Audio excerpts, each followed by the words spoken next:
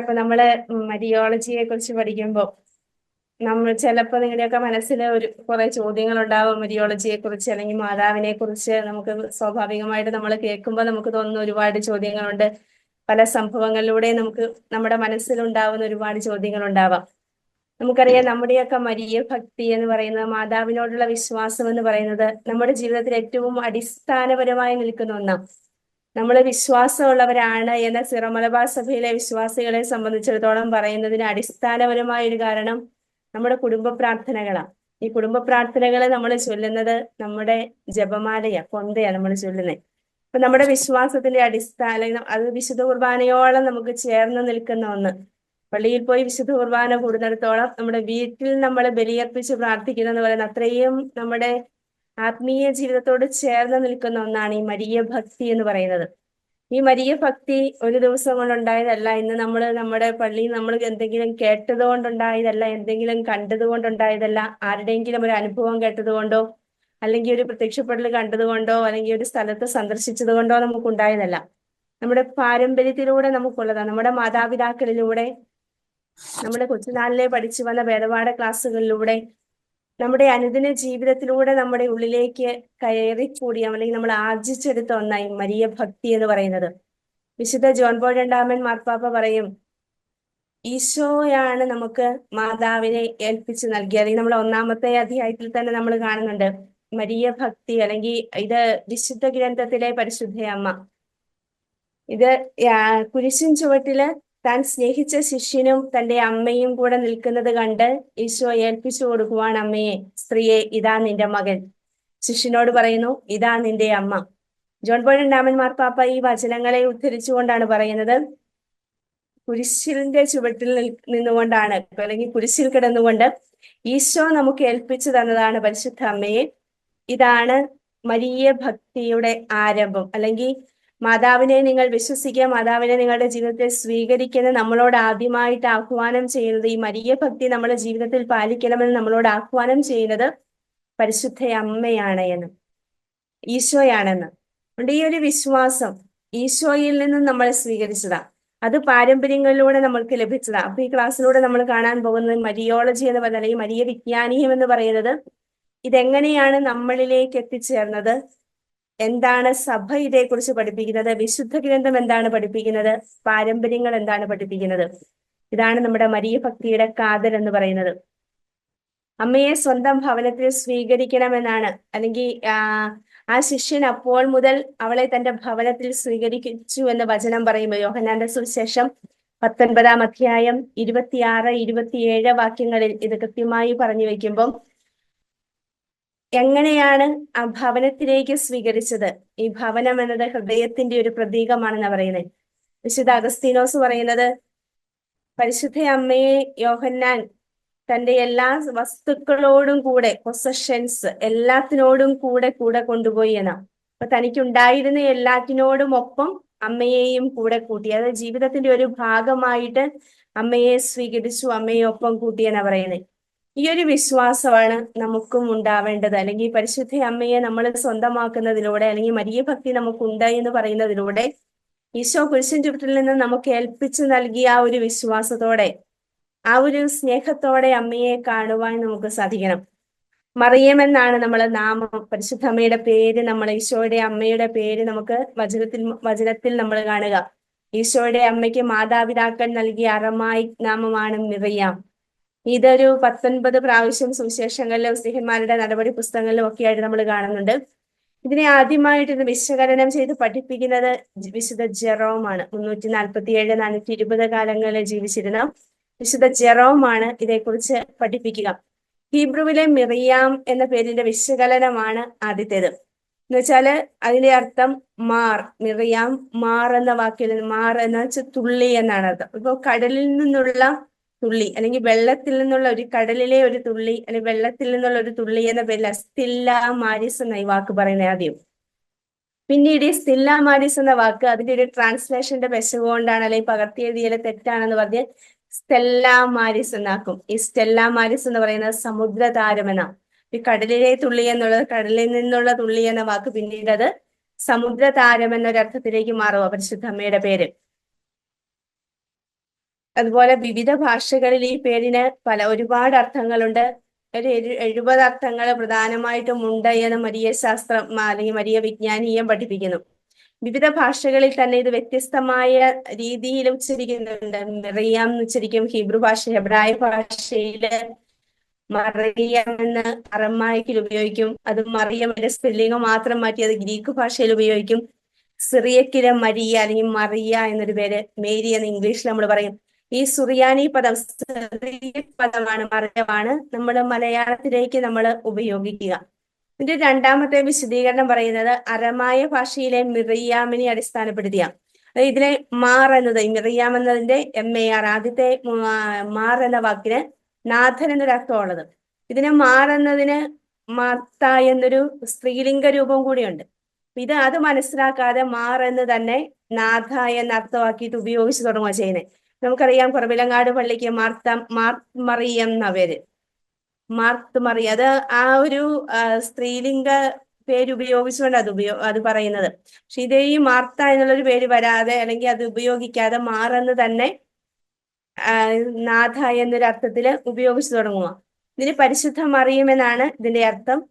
ഈ രൂപം മറ്റു ഭാഷകളിൽ തർജ്ജമ ചെയ്ത് ഉപയോഗിക്കുന്നു. ഇതിനെ ഇറ്റാലിയൻ ഭാഷയിൽ നമുക്കറിയാം മഡോണ്ണ, മൈ ലേഡി എന്ന്, ഫ്രഞ്ച് ഭാഷയിലെ നോട്ടർഡാം എന്ന അവർ ലേഡി എന്ന് വിളിക്കും. ഇങ്ങനെ ഈ പേര്, ഈ മറിയം എന്നുള്ള പേരിന് പല വിശകലനങ്ങൾ നമുക്ക് കാണാൻ പറ്റും. ഹെബ്രായ ഭാഷയിലെ മിറിയം എന്നാ വരുന്നത്. അതിന്റെ അർത്ഥം എന്ന് പറഞ്ഞാൽ കയ്പെന്ന. അതായത് അഹ്റോന്റെ സഹോദരി മിറിയാമിനെയാണ് ഈ പേര് വെച്ച് നമ്മൾ ആദ്യമായിട്ട് കാണുന്നത്.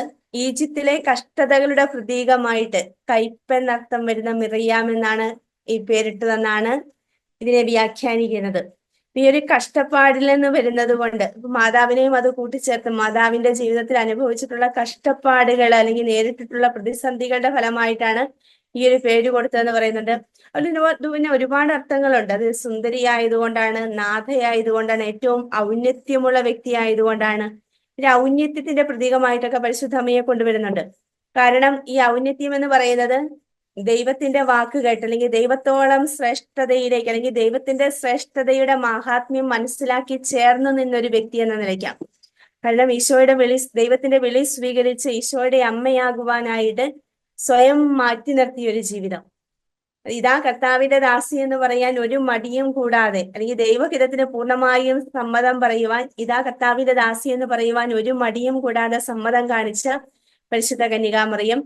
അതിനുശേഷം ഈ ഒരു സമ്മതം പറച്ചിലോ അല്ലെങ്കിൽ യേശു പറയുന്നതിലൂടെ ഉണ്ടാകാവുന്ന എല്ലാ കഷ്ടപ്പാടുകളെയും ബുദ്ധിമുട്ടുകളെയും ഞെരുക്കങ്ങളെയും സന്തോഷത്തോടെ സ്വീകരിച്ചു. കാരണം വരാനിരിക്കുന്ന ദൈവപുത്രന്റെ സാന്നിധ്യത്തെ അനുസ്മരിച്ചുകൊണ്ട് ആ ഒരു തന്നിലൂടെ പിറക്കാൻ പോകുന്ന ദൈവപുത്രൻ എന്നുള്ളൊരു വ്യക്തിയെ മുൻപിൽ കണ്ടുകൊണ്ട് ആ ഒരു സന്തോഷത്തില് എല്ലാ കഷ്ടപ്പാടുകളെയും സന്തോഷത്തോടെ സ്വീകരിച്ചു. പിന്നീട് ഈശോയുടെ പരസ്യ ജീവിതത്തിൽ ഉടനീളം കൂടെ നടന്നു. നമ്മൾ ബൈബിളിൽ വളരെ ചുരുക്കം സ്ഥലത്തെ നമ്മൾ കാണുന്നുള്ളൂ എന്ന് പറഞ്ഞാലും ഈശോയുടെ ജനനസമയത്ത് നമുക്ക് കാണാൻ പറ്റും.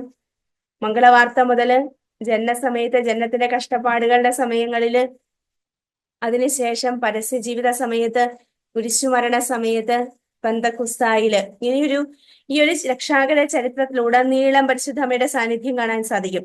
ഇത് ഈ ഒരു ഔന്നത്യത്തിന്റെ ഭാഗമാണ്. ദൈവഹിതത്തോട് ചേർന്ന് നിൽക്കുന്ന ഒരു വ്യക്തി, ദൈവവചനം ജീവിതത്തിൽ പാലിച്ച ഒരു വ്യക്തി അവസാന നിമിഷവും ലോകം മുഴുവന്റെയും അമ്മയാകാൻ, അല്ലെങ്കിൽ ശിഷ്യരുടെ എല്ലാം അമ്മയാകുവാൻ, എല്ലാ വിശ്വാസികളുടെയും അമ്മയാകുവാനുള്ള വിളിക്ക് പൂർണ്ണമായ സമ്മതം നൽകിയ ഒരു വ്യക്തി.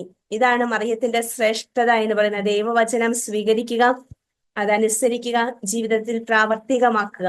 ഈ ഒരു ശ്രേഷ്ഠതയാണ് പരിശുദ്ധ കന്യകാമറിയം നമുക്കും പങ്കുവെച്ചു തരുന്നത്. സുവിശേഷത്തിൽ നമ്മളിത് കാണുന്നത്.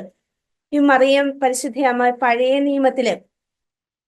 നിയമത്തില് ഒരുപാട് സാമ്യപ്പെടുത്തലുകളും ഒരുപാട് പ്രതീകങ്ങളൊക്കെ ആയിട്ട് പരിശുദ്ധ അമ്മയെ കൊണ്ടുവരുന്നുണ്ട്. മാർപ്പാപ്പമാരുടെ എഴുത്തുകളിലൊക്കെ ഒരുപാട് പ്രതീകങ്ങൾ കൊണ്ടുവരുന്നുണ്ടായിരുന്നു. ഇത് ഒരു പുതിയ നിയമത്തിലേക്ക് മാത്രം കോൺസെൻട്രേറ്റ് ചെയ്യുന്നത് രണ്ടാം വത്തിക്കാൻ കൗൺസിലോട് കൂടിയാണ്. അതിനു മുമ്പ് വരുന്ന എല്ലാ എഴുത്തുകളിലും മറിയം പഴയ നിയമത്തിലെ ഒരു സാന്നിധ്യം അല്ലെങ്കിൽ പഴയ നിയമത്തിലെ ജ്ഞാനത്തെ കുറിച്ച് പറയുന്നത് ഒരുപാട് കാര്യങ്ങൾ പരിശുദ്ധ അമ്മയെ ആയിട്ട് സൂചിപ്പിച്ചുകൊണ്ട് അല്ലെങ്കിൽ ബന്ധിപ്പിച്ചുകൊണ്ടാണ് ഉപയോഗിച്ചിരുന്നത്. വരാനിരിക്കുന്ന രക്ഷകന്റെ അമ്മ എന്ന നിലയിൽ പഴയ നിയമത്തിലെ ചില പരാമർശങ്ങളൊക്കെ ഉണ്ട്. ഇതിനകത്ത് ഈ പവർ പോയിന്റിൽ ചില അക്ഷരങ്ങൾ മിസ്സായി പോയിട്ടുണ്ട് കേട്ടോ. അത് മലയാളം ട്രാൻസ്ലേഷൻ വന്നപ്പോൾ നിങ്ങൾ അത് വായിക്കുമ്പോൾ നിങ്ങൾക്ക് ഒരു വരുന്ന സ്ഥലങ്ങൾ ചില അക്ഷരങ്ങൾ ഇതിനകത്ത് മിസ്സായി പോയിട്ടുണ്ടേ. മറിയത്തെ സൂചിപ്പിക്കുന്ന പല പ്രതീകങ്ങളും നമുക്ക് പഴയ നിയമത്തിൽ നമുക്ക് കാണാൻ സാധിക്കും. ഒന്നാമതായിട്ട് നമ്മൾ കാണുന്നത്, എനിക്ക് ഏറ്റവും പ്രധാനപ്പെട്ടതായിട്ടുള്ള ഒന്ന്, ഉൽപ്പത്തി പുസ്തകം 3-ാം അധ്യായം 15-ാം വാക്യമാണ്. രക്ഷകന്റെ അമ്മ അല്ലെങ്കിൽ പുതിയൊരു ഹവ്വായെ കുറിച്ച് സൂചിപ്പിക്കുന്നു. പുതിയ ഹവ്വ എന്നല്ല അവിടെ പറയുന്നത്. കർത്താവ് സർപ്പത്തോട് പറയുവാണ്, നീയും സ്ത്രീയും തമ്മിലും നിന്റെ സന്തതിയും അവളുടെ സന്തതിയും തമ്മിലും ഞാൻ ശത്രുതയുളവാക്കും. അവൻ നിന്റെ തല തകർക്കും, നീ അവന്റെ കുതികാലിൽ പരിക്കേൽപ്പിക്കും. ഉൽപ്പത്തി പുസ്തകം 3-ാം അധ്യായം 15-ാം വാക്യം. ആദ്യ സുവിശേഷം എന്നറിയപ്പെടുന്ന ഈ പ്രവചനമാണ് രക്ഷകന്റെ അമ്മയെ കുറിച്ചുള്ള ബൈബിളിലെ ആദ്യത്തെ സൂചന. നമുക്കറിയാം, സുവിശേഷം എന്ന് പറയുന്നത് എപ്പോഴും നല്ല വാർത്ത നൽകല, ഒരു സന്തോഷത്തിന്റെ വാർത്ത അല്ലെങ്കിൽ ഒരു അറിയിപ്പ് നൽകല. ഇവിടെയാണ് രക്ഷകന്റെ വരവിനെ കുറിച്ച്, ഈശോയുടെ വരവിനെ കുറിച്ച് ഒരു അറിയിപ്പ് നൽകുന്ന ഒരു ഭാഗം. അതുകൊണ്ടാണ് ഈ വചനഭാഗത്തെ ആദ്യ സുവിശേഷം എന്ന പേരിൽ, ഉൽപ്പത്തി പുസ്തകം 3-ാം അധ്യായം 15-ാം വാക്യം ആദ്യ സുവിശേഷം എന്ന പേരിൽ തന്നെ അറിയപ്പെടുന്നത്. അപ്പം പാപം ചെയ്ത് മനുഷ്യവംശത്തെ മുഴുവനും പാപത്തിൽ ഉൾപ്പെടുത്തിയ ആദവും ഹവ്വായും അവരുടെ നേരെ ശിക്ഷയെ കുറിച്ച് പറഞ്ഞ്, അല്ലെങ്കിൽ അവർ ചെയ്ത തെറ്റിനെ കുറിച്ച് ബോധ്യപ്പെടുത്തിയ ശേഷം കർത്താവ് സർപ്പത്തോട് പറയുവാ, നീയും സ്ത്രീയും തമ്മിലും നിന്റെ സന്തതിയും അവളുടെ സന്തതിയും തമ്മിലും ഞാൻ ശത്രുത ഉളവാക്കും. അവൻ നിന്റെ തല തകർക്കും, നീ അവന്റെ കുതികാലിൽ പരിക്കേൽപ്പിക്കും. ഇവിടെ നമ്മൾ കാണുന്നുണ്ട്, സർപ്പത്തിന്റെ തല തകർക്കുന്നത് സ്ത്രീ അല്ല, സ്ത്രീയുടെ സന്തതിയാണ്, അതായത് ഈശോയാണ്.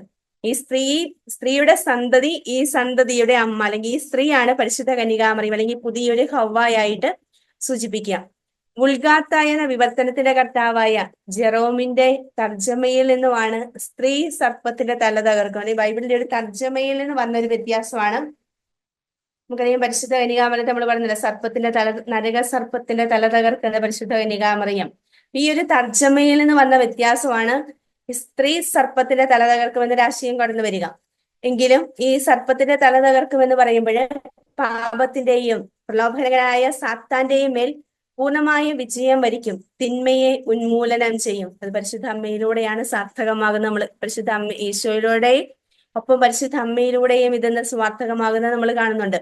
അപ്പൊ അതുകൊണ്ട് ഇത് സർപ്പത്തിന്റെ തല തകർക്കും എന്ന് പറഞ്ഞാൽ അതിനകത്ത് തെറ്റില്ല. പക്ഷെ വചനഭാഗം എങ്ങനെയാണ്, അവൻ അവളുടെ സന്തതിയും നിന്റെ സന്തതിയും അവളുടെ സന്തതിയും തമ്മിലും ഞാൻ ശത്രുത ഉളവാക്കും, അവൻ നിന്റെ തല തകർക്കും, നീ അവന്റെ കുതികാലിൽ പരിക്കേൽപ്പിക്കും.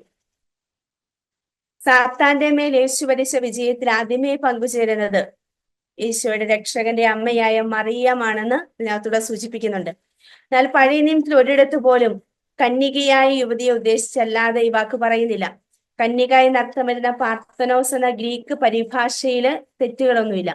തകർക്കും പരിക്കേൽപ്പിക്കുമെന്നും വിവർത്തനം ചെയ്യുന്നത് ഷൂഫ് എന്ന ഹീബ്രു വാക്കാണ്. തിന്മയുടെ ശക്തിയെ സ്വന്തം മരണത്തിലൂടെ പരാജയപ്പെടുത്തുന്ന രക്ഷകൻ പിറക്കാനായി തിരഞ്ഞെടുത്ത സ്ത്രീയാണ് മറിയം. അപ്പൊ തിന്മയുടെ ശക്തിയെ സ്വന്തം മരണത്തിലൂടെ പരാജയപ്പെടുത്തിയ ഈശോ പിറക്കാനായിട്ട് തിരഞ്ഞെടുത്ത ഒരു വ്യക്തിയാണ് മറിയം. അപ്പൊ മറിയത്തിലൂടെയാണ് ഇത് സാർത്ഥകമായതെന്ന് ഇതിന്റെ വ്യാഖ്യാനങ്ങൾ നമ്മളെ പഠിപ്പിച്ചു വെക്കുന്നു. അതുപോലെ അടുത്ത വചനഭാഗം അല്ലെങ്കിൽ പഴയ നിയമത്തിൽ നമ്മൾ മാതാവിനെ കുറിച്ച് അടുത്തതായിട്ട് കാണുന്നത്, അല്ലെങ്കിൽ മാതാവിനെ കുറിച്ച് ഒരു സൂചനയായിട്ട് നമ്മൾ അടുത്തതായിട്ട് കാണുന്നത് യെശയ്യായുടെ പുസ്തകം 7-ാം അധ്യായം 14-ാം വാക്യമാണ്. ഇതിനകത്ത് നമ്മൾ കാണുന്നത്, കന്യക ഗർഭം ധരിച്ചൊരു പുത്രനെ പ്രസവിക്കും, അവൻ ഇമ്മാനുവേൽ എന്ന് വിളിക്കപ്പെടും. ഈ വചനഭാഗം തന്നെ മത്തായിയുടെ സുവിശേഷം 1-ാം അധ്യായം 23-ാം വാക്യം. പുസ്തകത്തിൽ ഒരു തെറ്റുണ്ട്, പുസ്തകത്തിൽ അത് 21 കൊടുത്തേക്കുന്നത്, 21-23 അല്ല, മത്തായി 1:23 അതിനകത്ത് പറയുന്നത് കന്യക ഗർഭം ധരിച്ചൊരു പുത്രനെ പ്രസവിക്കും, ദൈവം നമ്മോടുകൂടെ എന്നർത്ഥമുള്ള ഇമ്മാനുവേൽ എന്നവൻ വിളിക്കപ്പെടും. അത് പൂർത്തിയാകുന്ന ഈ വചനം, ഈ പഴയ നിയമത്തിലെ ഈ വചനത്തിന്റെ പൂർത്തീകരണമാണ് മത്തായിയുടെ സുവിശേഷത്തിലൂടെ സംഭവിക്കുന്നത്, അല്ലെങ്കിൽ യോസേപ്പ് പിതാവിന് ലഭിക്കുന്ന അറിയിപ്പ് എന്ന് പറയും. ഇതിന്റെ ഒരു പശ്ചാത്തലത്തിലേക്ക് തിരിഞ്ഞു പോകുമ്പോൾ, സിറിയ ഇസ്രായേൽ സൈന്യങ്ങളെ സംയുക്തമായി യൂദായ്ക്കെതിരെ യുദ്ധത്തിന് നീങ്ങുമ്പോൾ അസിറിയായുടെ സഹായം തേടാൻ ശ്രമിക്കുന്ന ആഹാസ് രാജാവിന് യെശയ്യാ പ്രവാചകൻ കൊടുക്കുന്ന, അല്ലെങ്കിൽ യെശയ്യാ പ്രവാചകനിലൂടെ ലഭിക്കുന്ന ഒരു അടയാളമായത് കന്യക ഗർഭം ധരിച്ചൊരു പുത്രനെ പ്രസവിക്കും എന്നുള്ളത്. ഈ ഒരു യുദ്ധ സമയത്ത് അസീറിയയുടെ സഹായം തേടാൻ വേണ്ടിയാണ് ആഹാസ് രാജാവ് ശ്രമിക്കുന്നത്. അപ്പം ദൈവത്തിന്റെ മുന്നറിയിപ്പാണ്, രാഷ്ട്രീയമായ കൂട്ടുകെട്ടുകൾക്ക് പോകേണ്ട, ദൈവം തന്നെ സംരക്ഷണം നൽകും. ഈ സംരക്ഷണം നൽകുമെന്നുള്ളതിന് ഉറപ്പായിട്ടാണ് സംശയമുണ്ടെങ്കിൽ ഒരു അടയാളം ചോദിച്ചോടാനായിട്ട് ദൈവം പ്രവാചകൻ വഴി ആഹാസിനോട് പറയുന്നത്. പക്ഷെ ആഹാസ് അത് സമ്മതിക്കാതെ വരുമ്പോഴാണ് ദൈവം അടയാളം കൊടുക്കുന്നത്. കന്യക ഗർഭം ധരിച്ചൊരു പുത്രനെ പ്രസവിക്കും, അവൻ ഇമ്മാനുവേൽ എന്ന് വിളിക്കപ്പെടും. ഇതിന് പലതരത്തിലുള്ള വ്യാഖ്യാനങ്ങളുണ്ട്. പക്ഷെ അത് ആഹാസിന്റെ ഭാര്യയിലൂടെയാണ്, അല്ലെങ്കിൽ ഏശയ്യായുടെ ഭാര്യയിലൂടെയാണ്, അങ്ങനെയുള്ള വ്യാഖ്യാനങ്ങളൊക്കെ ഉണ്ട്. പക്ഷെ നമ്മൾ ഇതിനെ അല്ലെങ്കിൽ ദൈവശാസ്ത്രം, സഭാ പണ്ഡിതന്മാർ ഇതിനെ ഈ കന്യക ഗർഭം ധരിച്ച ഒരു പുത്രനെ പ്രസവിക്കുമെന്നുള്ള വാക്ക് തന്നെയാണ് പുതിയ നിയമത്തിലും കൂടെ കാണുന്നത് കൊണ്ടാണ് അതിന്റെ ഒരു പൂർത്തീകരണമായി വരുന്നത്. ഈ വചനമാണ് അവിടെ പൂർത്തീകരിക്കപ്പെടുന്നത്, പരിശുദ്ധ അമ്മയാണ് സൂചിപ്പിക്കുന്നതെന്ന് എടുത്തു പറയുന്നത്. ഇനി നമ്മള് മിക്കായുടെ പുസ്തകത്തിൽ നമ്മൾ മാതാവിനെ കുറിച്ചല്ല, ബെത്ലഹേമിൽ നിന്നും ജനിക്കുന്ന ശിശുരക്ഷകനെ കുറിച്ചാണ് പറയുന്നത് മിക്കായുടെ പുസ്തകത്തില്. അപ്പം അതും ഇത് പരിശുദ്ധ അമ്മയെ കുറിച്ച്, അല്ലെങ്കിൽ പരിശുദ്ധ അമ്മയെ കുറിച്ച് പറയുന്ന ഒരു സൂചനയായിട്ട് ഉപയോഗിക്കാറുണ്ട്. അതുപോലെ ഒരുപാട് പ്രതീകങ്ങൾ പരിശുദ്ധ കന്യകാമറിയത്തെ കുറിച്ച് ഇതിനകത്ത് നമ്മൾ എടുക്കുന്നുണ്ട്. സിയോൻ പുത്രി എന്ന് പറയുന്നത് ഇസ്രായേലിനെ കുറിച്ചാ. ഇസ്രായേല് ജനത്തിന്റെ രാഷ്ട്രീയവും മതാത്മകവുമായ ഒരു തലസ്ഥാനമാണ്. ദാവീദ് പിടിച്ചെടുത്ത ജെറൂസലേമാണ്. അപ്പൊ ഈ നഗരത്തെ ജനത്തിന്റെ മാതാവായിട്ടും പ്രതീകമായിട്ടും ഒക്കെ പ്രവാചകന്മാരെ വിശേഷിപ്പിക്കുന്നുണ്ട്. ജെറുസലേം പുത്രി, സിയോൻ കന്യക എന്നൊക്കെയുള്ള വിശേഷണങ്ങളാണ് പ്രവാചകന്മാരെ എഴുത്തുകളിലൂടെ നൽകുക. ഇസ്രായേൽ ജനവും ദൈവവുമായുള്ള ബന്ധത്തെ വിവാഹബന്ധമായി ചിത്രീകരിക്കുന്ന ഹോസിയ പ്രവാചകന്റെ കാലം മുതൽ ഇസ്രായേൽ ദൈവത്തിന്റെ മണവാട്ടി എന്ന രീതിയിൽ കന്യകയും അതേസമയം ദൈവജനത്തിന്റെ അമ്മയുമായിട്ട് പരിഗണിക്കപ്പെട്ടു. ഹോസിയ പ്രവാചകന്റെ കാലം മുതൽ ഇത് തുടർന്ന് വരുന്നുണ്ട്. പുതിയ ഹവ്വ എന്ന ആശയത്തിൽ എന്ന പോലെ ഇവിടെയും മറിയം പഴയതിൽ നിന്ന് വ്യത്യസ്തമായി നിൽക്കുക. അതായത് ആദ്യ ഹവ്വ പരാജയപ്പെട്ടെടുത്ത അനുസരണക്കേട് മൂലം, വിശ്വാസമില്ലായ്മ മൂലം ആദ്യ ഹവ്വ പരാജയപ്പെട്ടെടുത്താണ് പുതിയ ഹവ്വ വിജയിക്കുന്നത്. അവിടെയാണ് ഇവള് മാതാവ് ജെറുസലേമിന്റെ പ്രതീകമായി മാറുന്നത്, ദൈവത്തിന്റെ മണവാട്ടിയായിട്ട്, ദൈവജനത്തിന്റെ അമ്മയായിട്ട്. പഴയ സിയോനിൽ നിന്ന് ദൈവം എന്തു പ്രതീക്ഷിച്ചോ അത് മറിയത്തിന് പൂർത്തിയാവുക. അപ്പൊ ഇസ്രായേല് വിശ്വാസത്തിലായിരിക്കണം, ഇസ്രായേൽ ഒരു കന്യകയാണ്, അമ്മയാണ്. ജെറുസലേം വിശ്വാസത്തിലായിരിക്കണം, ദൈവത്തോടുള്ള ഐക്യത്തിലായിരിക്കണം എന്ന് ദൈവം പ്രവാചകന്മാരിലൂടെ ആവശ്യപ്പെടുന്നത്. അതിലൂടെ പൂർത്തിയാവാത്ത പല കാര്യങ്ങളും പുതിയ സിയോനായ അല്ലെങ്കിൽ സിയോൻ പുത്രിയിലൂടെ, പരിശുദ്ധ കന്യകാമറിയത്തിലൂടെ സാക്ഷാത്കരിക്കപ്പെടുന്നുവെന്നൊരു വിശേഷണം കൂടി, സൂചന കൂടി ഇതിലൂടെ നൽകുന്നുണ്ട്. അതുപോലെ അടുത്തൊരു വാക്ക് ഉപയോഗിക്കുന്നത് ഉടമ്പടിയുടെ പേടകം എന്ന പ്രതീകമായിട്ട് ഉപയോഗിക്കുന്നത്. ഈ ഉടമ്പടിയുടെ പേടകത്തിന്റെ പ്രത്യേകത, അല്ലെങ്കിൽ വാഗ്ദാന പേടകത്തിന്റെ ഉള്ളില് പ്രമാണം 10 കൽപ്പനകൾ ഉണ്ടായിരുന്നു, അഹറോന്റെ തളിർത്ത വടിയുണ്ടായിരുന്നു, മന്നയുണ്ടായിരുന്നു. അപ്പം ഉടമ്പടിയുടെ പേടകവും ദൈവം ഇസ്രായേൽ ജനവുമായിട്ട് ചെയ്ത ഉടമ്പടിയുടെ അടയാളമായതിനാൽ സാക്ഷി പേടകം എന്നുകൂടി ഇതിനെ വിളിക്കുന്നുണ്ട്. ദൈവം നൽകിയ വാഗ്ദാനങ്ങൾ ഉൾക്കൊള്ളുന്നതിനാല് വാഗ്ദാന പേടകം എന്നുകൂടി ഇത് അറിയപ്പെടുന്നു. ഈ ദൈവം അരുളി ചെയ്ത വചനങ്ങൾ എന്നാണ് പ്രമാണങ്ങളെ, കൽപ്പനകളെ ബൈബിൾ വിശേഷിപ്പിക്കുന്നത്. വചനത്തിലൂടെ തന്റെ ഹിതം അറിയിച്ചുകൊണ്ട് ദൈവം ജനമധ്യത്തിൽ സന്നിഹിതനാകുന്നുവെന്ന് പേടകം സൂചിപ്പിക്കുന്നു. അഹറോന്റെ തളിർത്ത വടിയും പേടകത്തിലുണ്ട്. ഇത് ദൈവ സാന്നിധ്യത്തിന്റെ അടയാളമോ. ദൈവവചനം മാംസം ധരിച്ചതും ആദ്യമായി വസിച്ചതും മറിയത്തിന്റെ ഉദരത്തിലാണ്. അപ്പൊ അതിനാൽ തന്നെ വചനം സൂക്ഷിച്ചിരുന്ന പേടകം മറിയത്തിന്റെ ഒരു പ്രതീകമായി മാറുന്നു, അല്ലെങ്കിൽ മറിയം പോകുന്നിടത്തെല്ലാം ദൈവത്തിന്റെ സാന്നിധ്യം നൽകുന്നു. നമ്മള് ലൂക്കായുടെ സുവിശേഷത്തിൽ നമ്മൾ കാണുന്നതാ, എലിസബത്തിനെ സന്ദർശിക്കാൻ പോകുന്ന മറിയത്തിന്റെ സാന്നിധ്യം അവിടെ അനുഭവിക്കുന്നതോടെ എലിസബത്തിന്റെ ഉദരത്തിലെ ശിശു സന്തോഷത്താൽ കുതിച്ചു ചാടുന്നു. ദൈവിക സാന്നിധ്യം കൊടുക്കാനായിട്ട് മറിയത്തിന് സാധിക്കുന്നുണ്ട്.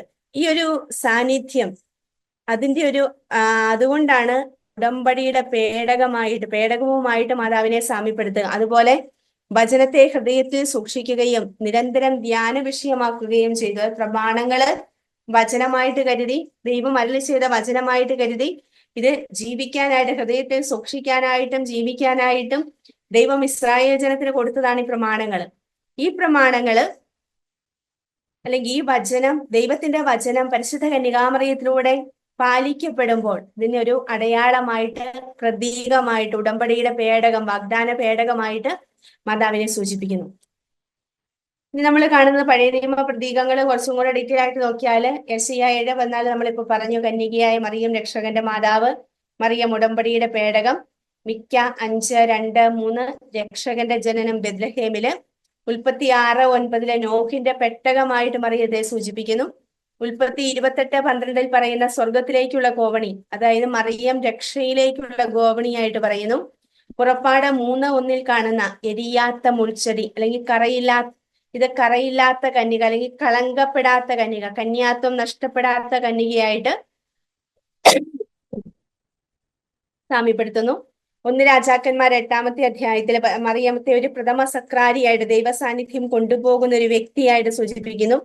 പിന്നെ സുഭാഷിതങ്ങളുടെ പുസ്തകത്തിലെ, പ്രഭാഷകരുടെ പുസ്തകത്തിലെ, ജ്ഞാനത്തിലെ, ഉത്തമഗീതത്തിലൊക്കെ പറയുന്ന കാര്യങ്ങള് മരിയൻ പ്രതീകങ്ങളായിട്ട് ജ്ഞാനത്തെ കുറിച്ച് പറയുന്ന കാര്യങ്ങൾ അത് മാതാവിനെയാണ് സൂചിപ്പിക്കുന്നത്. ബോധജ്ഞാനത്തിന്റെ സിംഹാസനം എന്ന് നമ്മൾ മാതാവിനെ വിളിക്കുന്നുണ്ട്. അപ്പൊ ജ്ഞാനത്തിന്റെ പ്രതീകങ്ങളെല്ലാം മാതാവിനെയാണ് സൂചിപ്പിക്കുന്നതെന്നാണ് പണ്ഡിതന്മാര് പഠിപ്പിക്കുക, ദൈവശാസ്ത്രജ്ഞന്മാര് പഠിപ്പിക്കുക. ഇനി നമ്മൾ പുതിയ നിയമത്തിലേക്ക് കടക്കുമ്പോൾ 21 ലേഖനങ്ങളില് ആകെ ഒരു തവണ മാത്രമാണ് പരിശുദ്ധ അമ്മയെ കുറിച്ച് സൂചിപ്പിക്കുന്ന ഒരു ഭാഗമുള്ളത്. അതായത് അത് നേരിട്ടല്ല. പൗലോസ്ലിഹ ഗലാത്യക്കാർക്ക് എഴുതിയ ലേഖനം 4-ാം അധ്യായം 4-ാം വാക്യം. ഇത് സ്ത്രീയിൽ നിന്നും ജാതനായി അല്ലെങ്കിൽ ഈശോയുടെ മനുഷ്യാവതാരത്തെ അല്ലെങ്കിൽ കന്യകാ ജനനത്തെ സൂചിപ്പിക്കാൻ വേണ്ടി സമയത്തിന്റെ പൂർത്തിയില് സ്ത്രീയിൽ നിന്നും ജാതനായി എന്നാണ് ഈ വചനം പറയുന്നത്. നമുക്കറിയാം പൗലോസ്ലിഹ സുവിശേഷം ലേഖനങ്ങൾ എഴുതുമ്പോൾ മറ്റു ലേഖനങ്ങളിലൊന്നും അല്ലെങ്കിൽ ലേഖനങ്ങളിലെ കാര്യമായിട്ട് മാതാവിനെ കുറിച്ച് ഇല്ല എന്ന് നമ്മൾ പറയുന്നു. ഇത് നമുക്കറിയാം പൗലോസ്ലിഹായുടെ ഉദ്ദേശം എന്ന് പറയുന്നത് രക്ഷകനായ ഈശോയെ ലോകത്തിന് വെളിപ്പെടുത്തി കൊടുക്കുക എന്നുള്ളതായിരുന്നു. ഉയർത്തെഴുന്നേറ്റ ഈശോയെ, താൻ കണ്ട് അനുഭവിച്ചറിഞ്ഞ ഉയർത്തെഴുന്നേറ്റ ഈശോയെ ലോകത്തിന് വെളിപ്പെടുത്തി കൊടുക്കുക എന്നുള്ളതാണ് പൗലോസ്ലിഹായുടെ എഴുത്തുകളുടെ ലക്ഷ്യം എന്ന് പറയുന്നത്. അതുകൊണ്ട് തന്നെ മാതാവിനെ കുറിച്ച് അവിടെ പ്രതിപാദിക്കുന്നില്ല. പക്ഷെ ഇത് സ്ത്രീയിൽ നിന്നും ജനിച്ചു, ഈശോയുടെ മനുഷ്യാവതാരത്തെ ഊന്നി പറയാൻ വേണ്ടി, കന്യകയിൽ നിന്നുമാണ് ജനിച്ചതെന്ന് ഊന്നി പറയാൻ വേണ്ടിയാണ് ഈ വചനഭാഗം അവിടെ ഉപയോഗിക്കുക. നമ്മൾ പുതിയ നിയമത്തിലേക്ക് വരുമ്പം, സുവിശേഷങ്ങളിലേക്ക് വരുമ്പം, ആദ്യത്തെ സുവിശേഷം മർക്കോസിന്റെ സുവിശേഷമാണ് നമ്മൾ പഠിച്ചിട്ടുണ്ട്. ഈ മർക്കോസിന്റെ സുവിശേഷത്തിൽ നമ്മൾ 2 പ്രാവശ്യമാണ് പരിശുദ്ധ അമ്മയെ കുറിച്ച് കാണുക. മർക്കോസ് 3:21, 21-32 ഭാഗങ്ങളില്, അതുപോലെ 3:34-35 ഭാഗങ്ങളില്. 3:21 ആയിരിക്കില്ല, 3-ാമത്തെ അധ്യായത്തിന്റെ ആദ്യത്തെ ഭാഗത്താണ്.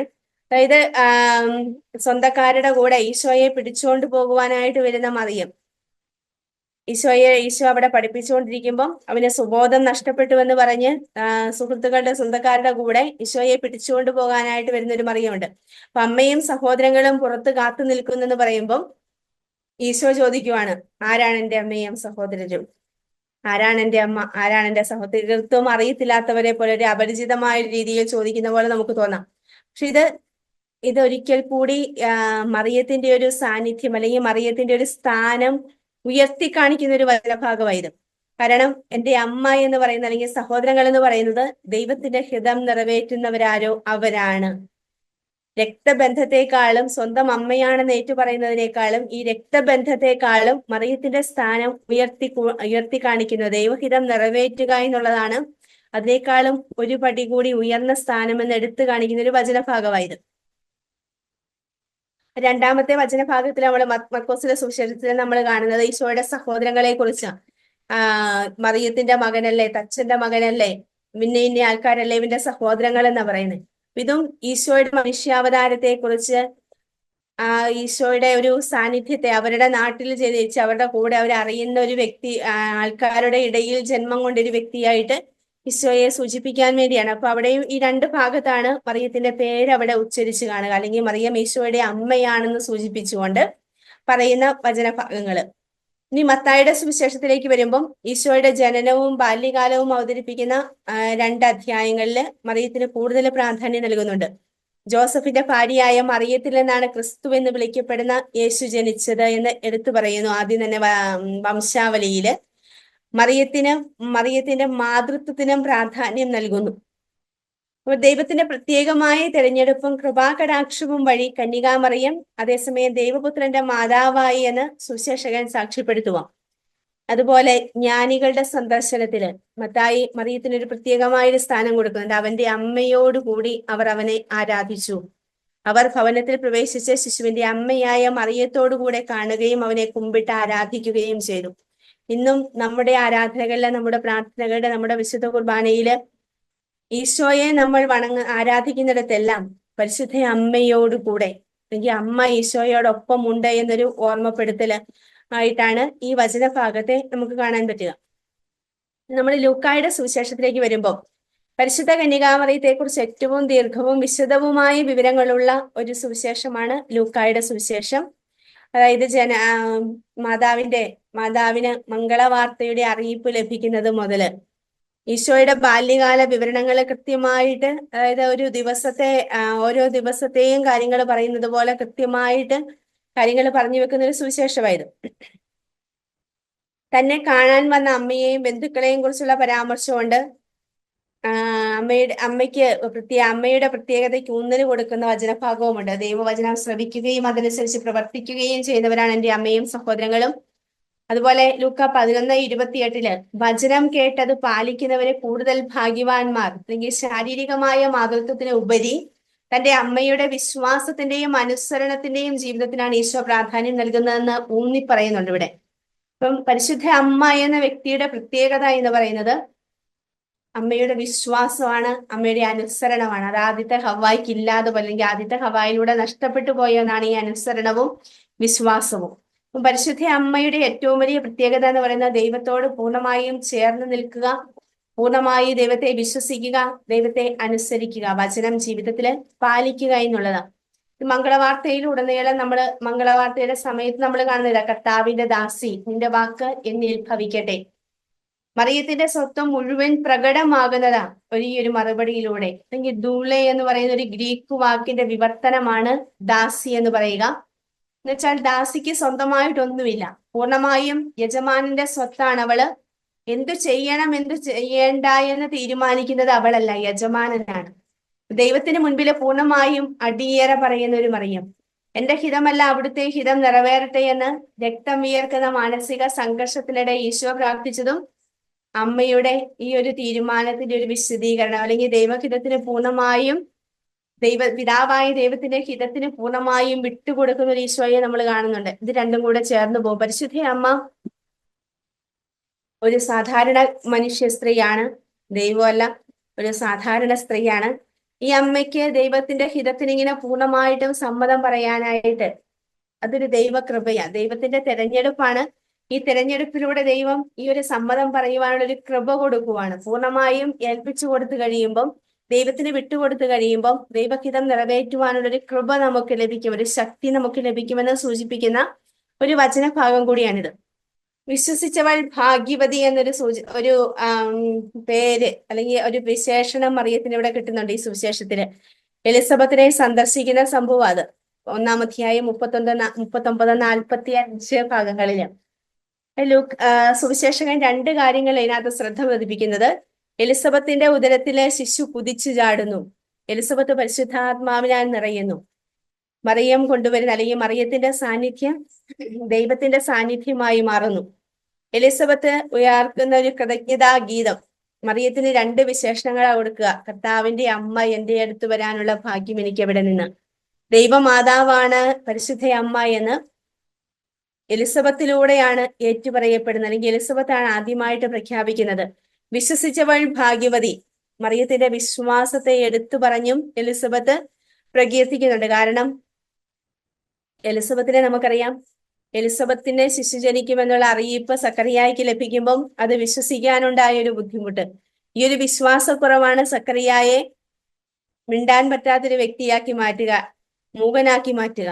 അപ്പം വിശ്വസിച്ചവൾ ഭാഗ്യവതി, ദൈവത്തിന്റെ അറിയിപ്പ് പൂർണ്ണമായും വിശ്വസിച്ചവൾ ഭാഗ്യവതി. മറിയത്തിന്റെ വിശ്വാസത്തെ ഒരിക്കൽ കൂടി എടുത്തു പറയുന്നു. ഈ അഗ്നി പരീക്ഷകളെ അതിജീവിക്കുന്ന ശക്തമായൊരു വിശ്വാസമാണ് മറിയത്തിന്റെ വിശ്വാസമെന്ന് ഈ സുവിശേഷം, ലൂക്കായുടെ സുവിശേഷം നമുക്ക് വ്യക്തമാക്കി തരുന്നുണ്ട്. അടുത്ത നമ്മൾ കാണുന്നത് ഹൃദയത്തിൽ വാഴ്ത്തറയ്ക്കപ്പെട്ടവൾ, അല്ലെങ്കിൽ ഈ ഒരു മുന്നറിയിപ്പ് ലഭിക്കുന്ന ഒരു ഭാഗമാണ്. ശിശുവിനെ കുറിച്ച് ദൈവത്തെ സ്തുതിച്ച ശെമയോൻ പ്രവാചന രൂപേണ പറഞ്ഞ വാക്കുകളായത്. ഇത് തീർത്തും ഒരു ഭയാനകമായ ഒരു വാക്കുകളാണ്. ഇവൻ ഇസ്രായേലിൽ പലരുടെയും വീഴ്ചയ്ക്കും ഉയർച്ചയ്ക്കും കാരണമാകും. ഇവൻ വിവാദ വിഷയമായ അടയാളമായിരിക്കും. നിന്റെ ഹൃദയത്തിലൂടെ ഒരു വാൾ കടന്നു പോകും. 2:34-35. ഹൃദയത്തെ തുളയ്ക്കുന്ന വാളെന്ന് ആലങ്കാരികമായി പറഞ്ഞ് മറിയം നേരിടാൻ പോകുന്ന ഹൃദയഭേദകമായ സഹനങ്ങളിലേക്കാണ് ഇത് വിരൽ ചൂണ്ടുന്നത്. വ്യാകുല മാതാവ് എന്ന പേരിൽ മറിയത്തിന്റെ ചിത്രം വരയ്ക്കുകയും പ്രതിമകളൊക്കെ ഉള്ളതൊക്കെ നമ്മൾ കണ്ടിട്ടുണ്ടാവാം. മറിയത്തിന്റെ ഹൃദയത്തില് 7 വാളുകള് തറച്ചു നിൽക്കുന്നതായിട്ട് ചിത്രീകരിക്കാറുണ്ട്. 7 വാളുകള് ബത്ലഹേമിലെ സത്രം കിട്ടാതെ വിഷമിക്കുന്ന ഒരമ്മ. അതുപോലെ ശിമയോന്റെ പ്രവചന ഹൃദയത്തിലൂടെ ഒരു വാൾ തുളച്ചു കയറുമെന്ന് പറയുന്ന ഒരു പ്രവചനം. ശിശുക്കളുടെ വധം, ഈജിപ്തിലേക്കുള്ള പലായനം, 12-ാം വയസ്സില് മകനെ നഷ്ടപ്പെടുന്നതും ദേവാലയത്തില് കണ്ടെത്തുമ്പോൾ നിങ്ങൾ എന്തിനാണ് എന്നെ അന്വേഷിച്ചത്, ഞാൻ എന്റെ പിതാവിന്റെ കാര്യങ്ങളിൽ വ്യാപൃതനാകേണ്ടേ എന്ന് തിരിച്ചു ചോദിക്കുന്ന ഒരു ശിശു. അതും അമ്മയുടെ ഹൃദയത്തെ കുത്തിമുറിവേൽപ്പിക്കുന്നുണ്ടാവും. നസ്രസിലെ തിരസ്കരണവും വധശ്രമവും, കുരിശുമരണം, മരിച്ച മകനെ മടിയിൽ കിടത്തിയത്, ഇങ്ങനെ 7 ഭാഗങ്ങളാണ്, 7 സംഭവങ്ങളാണ് 7 വ്യാകുലങ്ങളായിട്ട് സൂചിപ്പിക്കുക.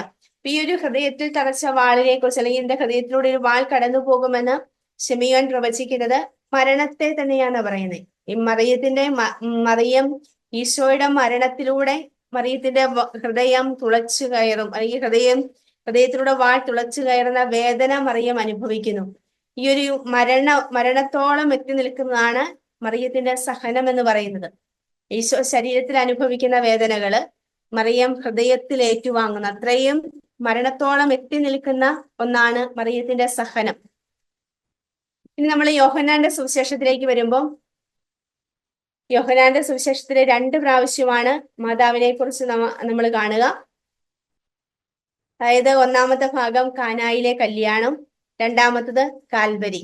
ഈശോ തന്റെ മഹത്വം ആദ്യമായിട്ട് മഹത്വം വെളിപ്പെടുത്തിയ ഇടമെന്നാണ് കാനായെ കുറിച്ച് പറയുന്നത്. യോഹന്നാന്റെ സുവിശേഷ വിവരണത്തിൽ കാണുന്ന ഏറ്റവും വലിയ സവിശേഷത എന്ന് പറയുന്നത് യേശുവിന്റെ അമ്മ എന്നാണ് മറിയത്തെ കുറിച്ച് പറയുന്നത്. മറിയം എന്ന് ഒരിക്കലും ഉപയോഗിക്കുന്നില്ല. യേശുവിന്റെ അമ്മ എന്ന് തന്നെയാണ് യോഹന്നാൻ 2 സ്ഥലത്തും അവതരിപ്പിക്കുന്നത്. അതുപോലെ സ്ത്രീ എന്ന് പറഞ്ഞും അഭിസംബോധന ചെയ്യുന്നു. ഈ 2 സന്ദർഭങ്ങളിലും യേശു മറിയത്തെ അഭിസംബോധന ചെയ്യുന്നത് ഈഷ എന്ന ഹീബ്രു വാക്കായത്. ഗുണായി എന്ന ഗ്രീക്കിലും പറയും. അപ്പം ഈ ഈഷ എന്ന വാക്ക് മക്കൾ അമ്മമാരെ ആദരവോടെ പൊതുസ്ഥലങ്ങളിൽ അഭിസംബോധന ചെയ്യാൻ ഉപയോഗിച്ചിരുന്ന വാക്കായിട്ടാണ് പറയുന്നത്. ഗുണായി എന്ന അഭിസംബോധനയും ഗ്രീക്ക് സംസ്കാരത്തില് സ്ത്രീകളോടുള്ള ആദരവിന്റെ അടയാളമായിട്ടാണ് പരിഗണിക്കപ്പെട്ടത്. ഈ 2 വാക്ക് ഈഷ, ഗുണായി എന്ന വാക്കുകള് സ്ത്രീകളെ അഭിസംബോധന ചെയ്യാൻ, അല്ലെങ്കിൽ അമ്മമാരെ അഭിസംബോധന ചെയ്യാൻ ആദരവോടുകൂടി ഉപയോഗിച്ചിരുന്ന വാക്കുകളാണ്. അതിന്റെ ട്രാൻസ്ലേഷന് വരുമ്പോഴാണ് സ്ത്രീയെ എന്ന് നേരിട്ട് വരിക. അപ്പൊ അത് കേൾക്കുമ്പം ഈശോ എന്തുകൊണ്ട് അമ്മയെ അമ്മ എന്ന് വിളിച്ചില്ല, സ്ത്രീയെ എന്ന് വിളിക്കുന്നു എന്നുള്ള സംശയങ്ങളും അതിനുള്ള വിമർശനങ്ങളും നമ്മൾ കേട്ടിട്ടുണ്ടാവും. ഈ യോഹന്നാന്റെ സുവിശേഷത്തിലെ കുരിശിൻ ചുവട്ടില് നാം മറിയത്തെ വീണ്ടും കണ്ടുമുട്ടുന്നു. ഈ 2 ഭാഗവും നമുക്കറിയാം, നമ്മൾ ഒരുപാട് ധ്യാന പ്രസംഗങ്ങളിലൂടെയും ഒരുപാട് കേട്ടിട്ടുള്ള വചനഭാഗങ്ങൾ. അതുകൊണ്ടാണ് അതിനെക്കുറിച്ച് വേറൊരു വ്യാഖ്യാനത്തിലേക്ക് പോകാത്തത്. പരിശുദ്ധ അമ്മ എത്രയും ശ്രദ്ധയോടുകൂടിയാണ് നിൽക്കുക, അല്ലെങ്കിൽ കുടുംബത്തിന്റെ നമ്മുടെ ആവശ്യങ്ങളിലേക്ക് നമ്മൾ പറയാതെ തന്നെ കടന്നു വരുന്ന ഒരു വ്യക്തിയായിട്ടൊക്കെ ഇവിടെ നമുക്ക് കാണാൻ പറ്റും. യോഹന്നാന്റെ സുവിശേഷത്തിന് ഇനി കാൽവരി കുരിശിൻ ചുവട്ടിൽ നിൽക്കുമ്പോൾ ഈശോ സ്നേഹിച്ച ശിഷ്യൻ കൂടെയുണ്ടായിരുന്നു. സ്നേഹിച്ച ശിഷ്യൻ യോഹന്നാനാണ് എന്ന് എടുത്തു പറയുന്നില്ല, പക്ഷെ സ്നേഹിച്ച ശിഷ്യൻ അത് യോഹന്നാനാണ് എന്നാണ് പൊതുവായിട്ടുള്ള അഭിപ്രായം. ഈ കുരിശിൻ ചുവട്ടിൽ വെച്ചാണ്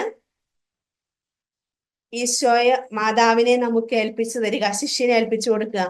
ഈ യോഹന്നാൻ എന്ന് പറയുന്ന ശിഷ്യൻ അവിടെ ബാക്കി എല്ലാ ശിഷ്യരുടെയും പ്രതിനിധിയായിട്ട് അവിടെ നിൽക്കുക.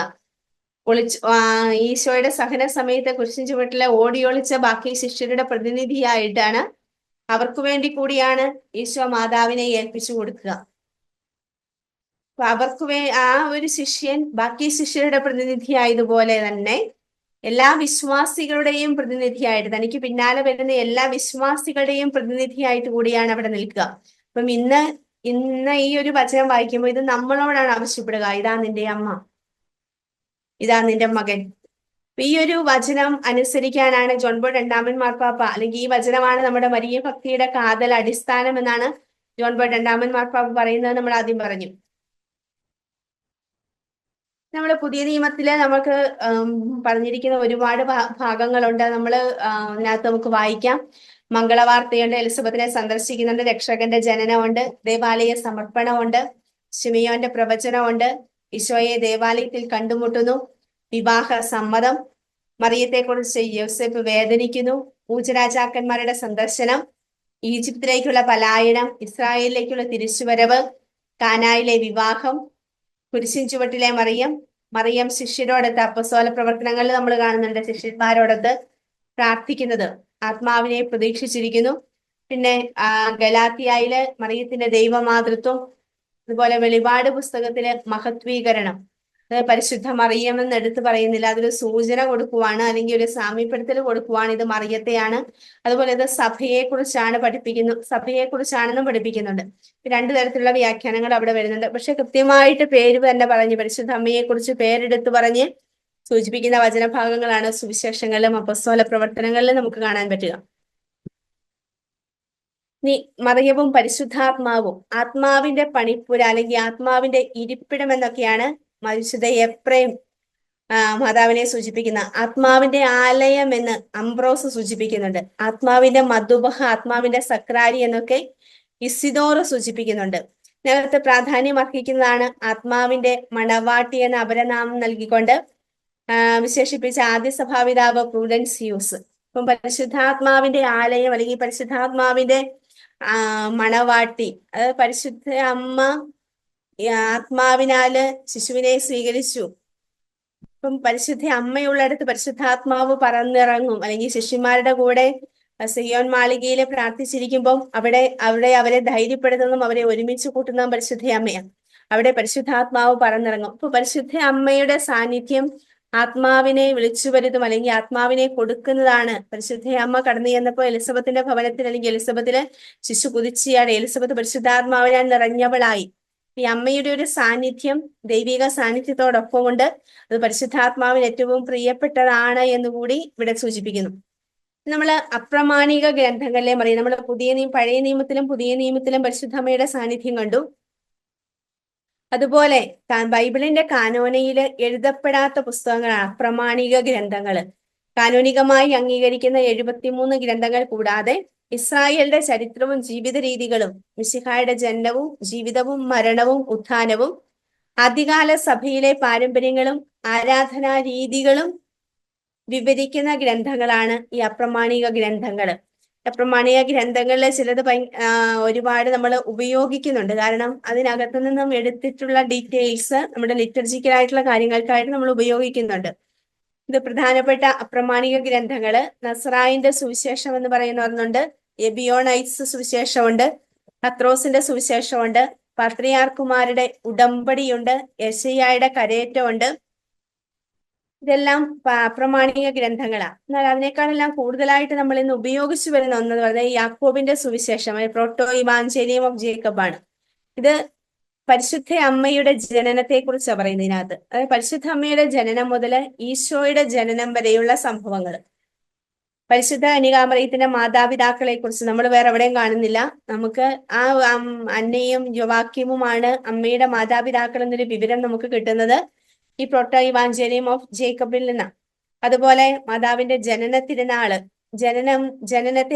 മാതാവിന്റെ ജനനത്തെ കുറിച്ച് നമുക്ക് ബൈബിളിൽ നമുക്ക് ലഭ്യമല്ല. അപ്പം ഈ തിരുനാളുകളൊക്കെ ലിറ്റർജിക്കലായിട്ട് ഈ തിരുനാളുകളൊക്കെ നമ്മൾ എടുത്തിട്ടുള്ളത് ഈ സുവിശേഷത്തിന്റെ അല്ലെങ്കിൽ യാക്കോബിന്റെ സുവിശേഷം, ഇങ്ങനെ അപ്രമാണിക ഗ്രന്ഥങ്ങളുടെ പാരമ്പര്യങ്ങളിൽ നിന്നുമാണ്. ബാല്യകാലത്തെ കുറിച്ചുള്ള അറബിക് സുവിശേഷമുണ്ട്. പരിശുദ്ധ അമ്മയെ കുറിച്ച് മറിയത്തെ കുറിച്ച് പറയുന്ന അറബിക് സുവിശേഷമുണ്ട്. തോമായുടെ സുവിശേഷമുണ്ട്. തച്ചനായ യോസേപ്പിന്റെ ചരിത്രമുണ്ട്. ബർത്തലോമിയായുടെ സുവിശേഷമുണ്ട്. നിക്കോദെമോസിന്റെ സുവിശേഷം, പിലാത്തോസിന്റെ നടപടി എന്ന പേരിൽ അറിയപ്പെടുന്നുണ്ട്. അതുപോലെ വെളിപാടുകളും നടപടികളും എന്ന് പറയുന്ന ഒരു പുസ്തകമുണ്ട്. പത്രോസിന്റെ നടപടികൾ എന്ന് പറയുന്ന പുസ്തകമുണ്ട്. ഫിലിപ്പോസിന്റെ സുവിശേഷം, മറിയത്തിന്റെ കന്യാത്വം ഈ രേഖയില് അംഗീകരിച്ചേറ്റു പറയുന്നുണ്ട്. ഫിലിപ്പോസിന്റെ സുവിശേഷത്തില് ഈശോയുടെ യഥാർത്ഥ പിതാവ് സ്വർഗത്തിലുള്ള പിതാവാണ് എന്ന് അംഗീകരിച്ചേറ്റു പറയുന്നു. അതുപോലെ തോമായുടെ സുവിശേഷം, 114 ഉദ്ധരണികളുടെ ഒരു സമുച്ചയമാണ് ഈ തോമായുടെ സുവിശേഷം. അതിനകത്ത് 79, 99, 101, 114 ഉദ്ധരണികള് മറിയത്തിന്റെ അപദാനങ്ങൾ കീർത്തിക്കുന്നു. ആ മറിയത്തിന്റെ കന്യാത്വത്തെ നമുക്കറിയാം. ആദ്യകാലങ്ങളില് പരിശുദ്ധ കന്യകാ മറിയത്തെ വിശേഷിപ്പിച്ചിരുന്നത് കന്യക, അല്ലെങ്കിൽ അതുപോലെ അമ്മ, ഈ രണ്ട് ഭാഗങ്ങളാണ്, രണ്ട് വിശേഷണങ്ങളാണ് കൂടുതലായിട്ടും മാതാവിനുണ്ടായിരുന്നത്. 2-ാം നൂറ്റാണ്ടിൽ എഴുതപ്പെട്ട ഈ അപ്രമാണിക ഗ്രന്ഥത്തെക്കുറിച്ച് കൂടുതൽ പറയുവാണെങ്കിൽ മറിയത്തിന്റെ ദൈവമാതൃത്വം, അമലോത്ഭവം, കന്യാത്വം തുടങ്ങിയ വിശ്വാസ സത്യങ്ങൾക്ക് ആഴം കൊടുക്കുന്ന അല്ലെങ്കിൽ അടിസ്ഥാനം നൽകുന്നത് ഈ യാക്കോബിന്റെ സുവിശേഷമാണ്. അന്നയുടെ ഗർഭധാരണം, മറിയത്തിന്റെ ജനനം, മറിയത്തെ ദേവാലയത്തിൽ സമർപ്പിക്കുന്നത്, മറിയത്തിന്റെ വിവാഹം, മംഗളവാർത്ത, ന്യായാധിപ സംഘത്തിന്റെ മുൻപിൽ ഈശോയുടെ അത്ഭുതകരമായ ഒരു ജനനം, ഇത്രയും കാര്യങ്ങൾ ഈ യാക്കോബിന്റെ സുവിശേഷത്തില് എഴുതപ്പെട്ടിട്ടുണ്ട്. അതുപോലെ മറിയത്തിന്റെ മരണത്തെ കുറിച്ച് എഴുതിയിട്ടുള്ള മറിയത്തിന്റെ മരണത്തെ ഡോർമേഷൻ ഓഫ് തെയത്തോക്കോസ്, ദൈവമാതാവിന്റെ ഉറക്കമെന്ന് ഈ പാരമ്പര്യങ്ങളിൽ വിശേഷിപ്പിക്കുന്നുണ്ട്. 2 പാരമ്പര്യങ്ങളാണ് മറിയത്തിന്റെ ഭൗമിക ജീവിതത്തിന്റെ അന്ത്യവുമായിട്ട് ബന്ധപ്പെടുത്തിയിട്ടുള്ളത്. ഒന്ന്, മറിയം മരിച്ചിട്ടുള്ള ആത്മശരീരങ്ങളോടെ എടുക്കപ്പെട്ടു. ഹേലിയ, ഹെനോക്ക് എന്നിവരെ പോലെ ആത്മശരീരങ്ങളോടെ എടുക്കപ്പെട്ടുവെന്ന് വിശ്വസിക്കുന്നു. 2-ാമത്തെ പാരമ്പര്യം AD 46-ാം ആണ്ടിൽ മറിയം മരിച്ച് അടക്കപ്പെട്ടുവെന്നും പിന്നീട് സ്ലീഹന്മാരെ കബറിടം 3-ാം ദിവസം തുറന്നപ്പോൾ ഇത് ശൂന്യമായിരുന്നുവെന്നും. ഇങ്ങനെ 2 പാരമ്പര്യങ്ങള് മറിയത്തിന്റെ മരണത്തെക്കുറിച്ചും ഈ അപ്രമാണിക ഗ്രന്ഥങ്ങളിൽ എഴുതപ്പെട്ടിട്ടുണ്ട്.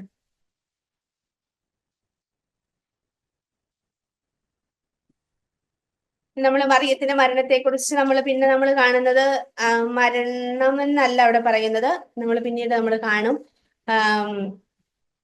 മറിയത്തിന്റെ സ്വർഗാരോപണത്തെക്കുറിച്ച്, അല്ലെങ്കിൽ അതൊരു വിശ്വാസ സത്യമായിട്ട് പ്രഖ്യാപിക്കും. 1950 നവംബർ 1-ന് മൂനിഫിസെന്റേസിമൂസ് ദേവൂസ് എന്ന് പറയുന്ന ബൂള വഴി മാതാവിന്റെ സ്വർഗാരോപണം 12-ാം പിയൂസ് മാർപ്പാപ്പ വിശ്വാസ സത്യമായിട്ട് പ്രഖ്യാപിക്കുമ്പോൾ മരണം എന്നല്ല പറയുന്നത്, ഈ ലോക ജീവിതത്തിന്റെ അവസാനം, ആ ഒരു വാക്കാണ് അവിടെ ഉപയോഗിക്കുന്നത്. ആത്മശരീരം, ഈ ലോക ജീവിതത്തിന്റെ അവസാനം ആത്മശരീരങ്ങളോടെ സ്വർഗത്തിലേക്ക് എടുക്കപ്പെട്ടു, ആ ഒരു വാക്ക് അവിടെ ഉപയോഗിക്കാം. നമുക്കറിയാം മറിയത്തിന്റെ ഖബറിടമായിട്ട് ജെറുസലേമിലെ കെദ്രോൺ താഴ്വരയില് ഒലിവുമലയുടെ താഴെത്തട്ടില് ഖബറിട ദേവാലയം സ്ഥിതി ചെയ്യുന്നുണ്ട്. ഈസ്റ്റേൺ ഓർത്തഡോക്സ് സഭയാണ് ഈ ദേവാലയത്തിന്റെ നടത്തിപ്പ് ചുമതല നടത്തുന്നത്. ഈ മരിയൻ വിശ്വാസ സത്യങ്ങള് 3-ാമത്തെ അധ്യായത്തിലേക്ക് വരുമ്പോൾ മരിയൻ വിശ്വാസ സത്യങ്ങള് 4 വിശ്വാസ സത്യങ്ങള് 4 എണ്ണമാണുള്ളത്. ഒന്നാമത് മറിയം ദൈവമാതാവ് തെയത്തോക്കോസ്. AD 431 എഫേസോസ് കൗൺസിലാണ് പരിശുദ്ധ അമ്മയെ ദൈവമാതാവെന്ന് പ്രഖ്യാപിക്കുക. 2-ാമത്തത് മറിയം നിത്യകന്യക, 2-ാം കോൺസ്റ്റാന്റിനോപ്പിൾ കൗൺസിലാണ്. അത് 553 2-ാമത്തെ കോൺസ്റ്റാന്റിനോപ്പിൾ കൗൺസിലാണ് നിത്യകന്യകയായിട്ട് പരിശുദ്ധ അമ്മയെ പ്രഖ്യാപിക്കുന്നത്.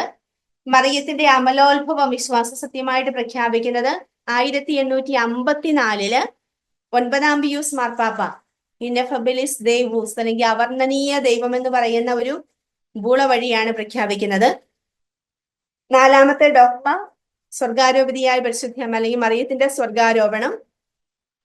12-ാം പിയൂസ് മാർപ്പാപ്പ മൂനിഫെച്ചന്തേസിമൂസ് ദേവൂസ്, അത്യുദാരനായ ദൈവം എന്ന് പറയുന്ന ബൂള വഴിയാണ് 1950 നവംബർ 1-ന് വിശ്വാസ സത്യമായിട്ട് പ്രഖ്യാപിക്കുക.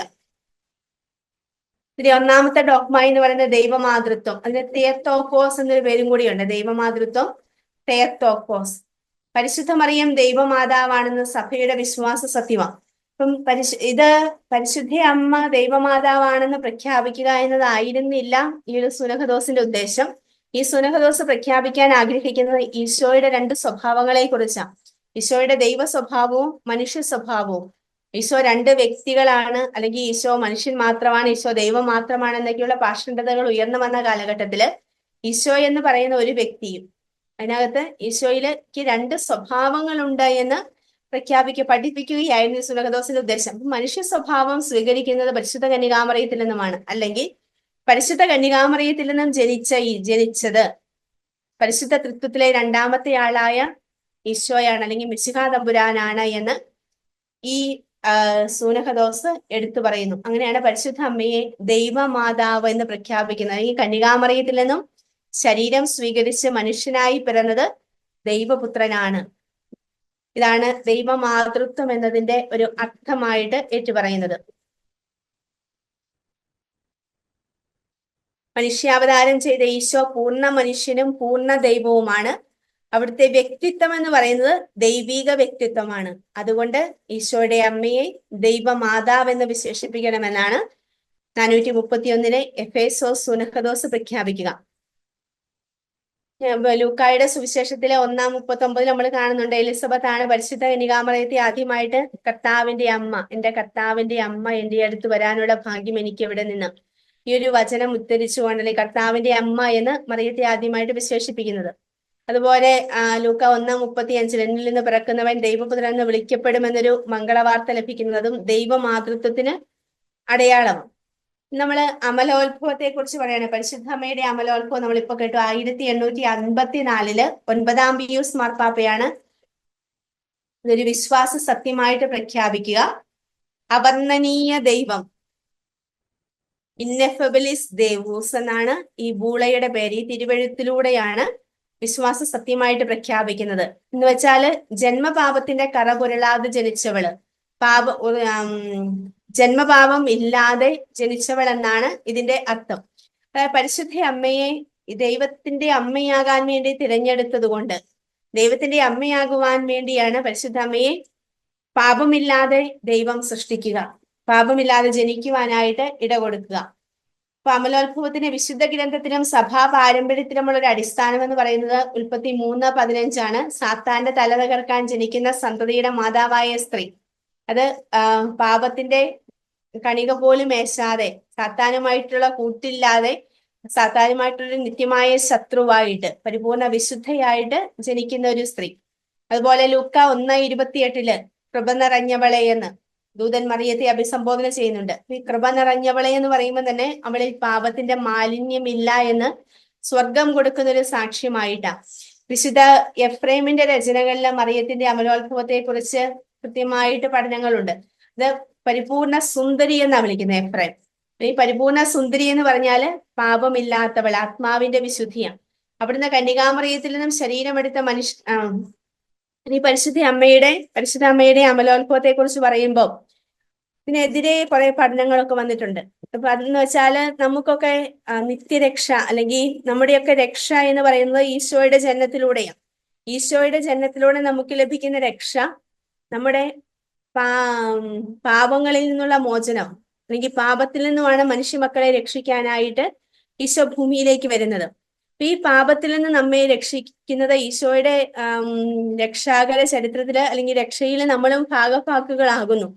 അപ്പം പിതാക്കന്മാര് ചോദിക്കുന്നത് എങ്ങനെയാണ്, പരിശുദ്ധ കന്യകാമറിയത്തിന് പാപമില്ലായിരുന്നുവെങ്കിൽ ഈശോയുടെ രക്ഷയ്ക്ക് മാതാവ് പാത്രമായിട്ടുണ്ടോ, സാർവത്രിക രക്ഷയ്ക്ക് മാതാവ് പാത്രമായിട്ടുണ്ടോ, അതോ മാതാവ് ഈ സാർവത്രിക രക്ഷയുടെ പുറത്തായിരുന്നോ എന്നാണ്. അപ്പം ഇതിന് കൃത്യമായിട്ടൊരു നിർവചനം കൊടുക്കുക. പരിശുദ്ധ അമ്മ ഈശോയുടെ കുരിശുമരണത്തിന്റെ അല്ലെങ്കിൽ ഈശോയുടെ പീഡാസഹനത്തിന്റെയും മരണത്തിന്റെയും യോഗ്യതയാൽ രക്ഷിക്കപ്പെട്ടു. അതാണ് ഇതിന്റെ നിർവചനത്തിലൂടെ പറയുന്നതും. പരിശുദ്ധ കന്യകാമറിയം ഈശോയുടെ കുരിശുമരണത്തിന്റെ യോഗ്യതയാൽ പാപങ്ങളിൽ നിന്നും മാറ്റി നിർത്തപ്പെട്ടു. അപ്പം രക്ഷ നമുക്ക് കിട്ടുന്നത് പോലെ തന്നെ ഈ ഒരു രക്ഷ കൊണ്ടാണ് പാപമേശാതെ, പാപലേശമില്ലാതെ ജനിക്കുക. അടുത്ത ഡോഗ്മ നിത്യകന്യക, പരിശുദ്ധ കന്യകാമറിയത്തിന്റെ നിത്യകന്യാത്വം. അവിടുന്ന് കന്യകാമറിയത്തിൽ നിന്നും ശരീരമെടുത്ത് മനുഷ്യനായി പിറന്നു എന്ന വിശ്വാസ പ്രഖ്യാപനം നമ്മൾ ചൊല്ലുന്ന വിശ്വാസ പ്രമാണ പ്രാർത്ഥനയിലുണ്ട്. കന്യകാമറിയത്തിൽ നിന്നും ശരീരമെടുത്തു. അപ്പൊ കന്യകയിൽ നിന്നുമാണ് ഈശോ ജനിച്ചതെന്ന് ഏറ്റുപറയുന്നു.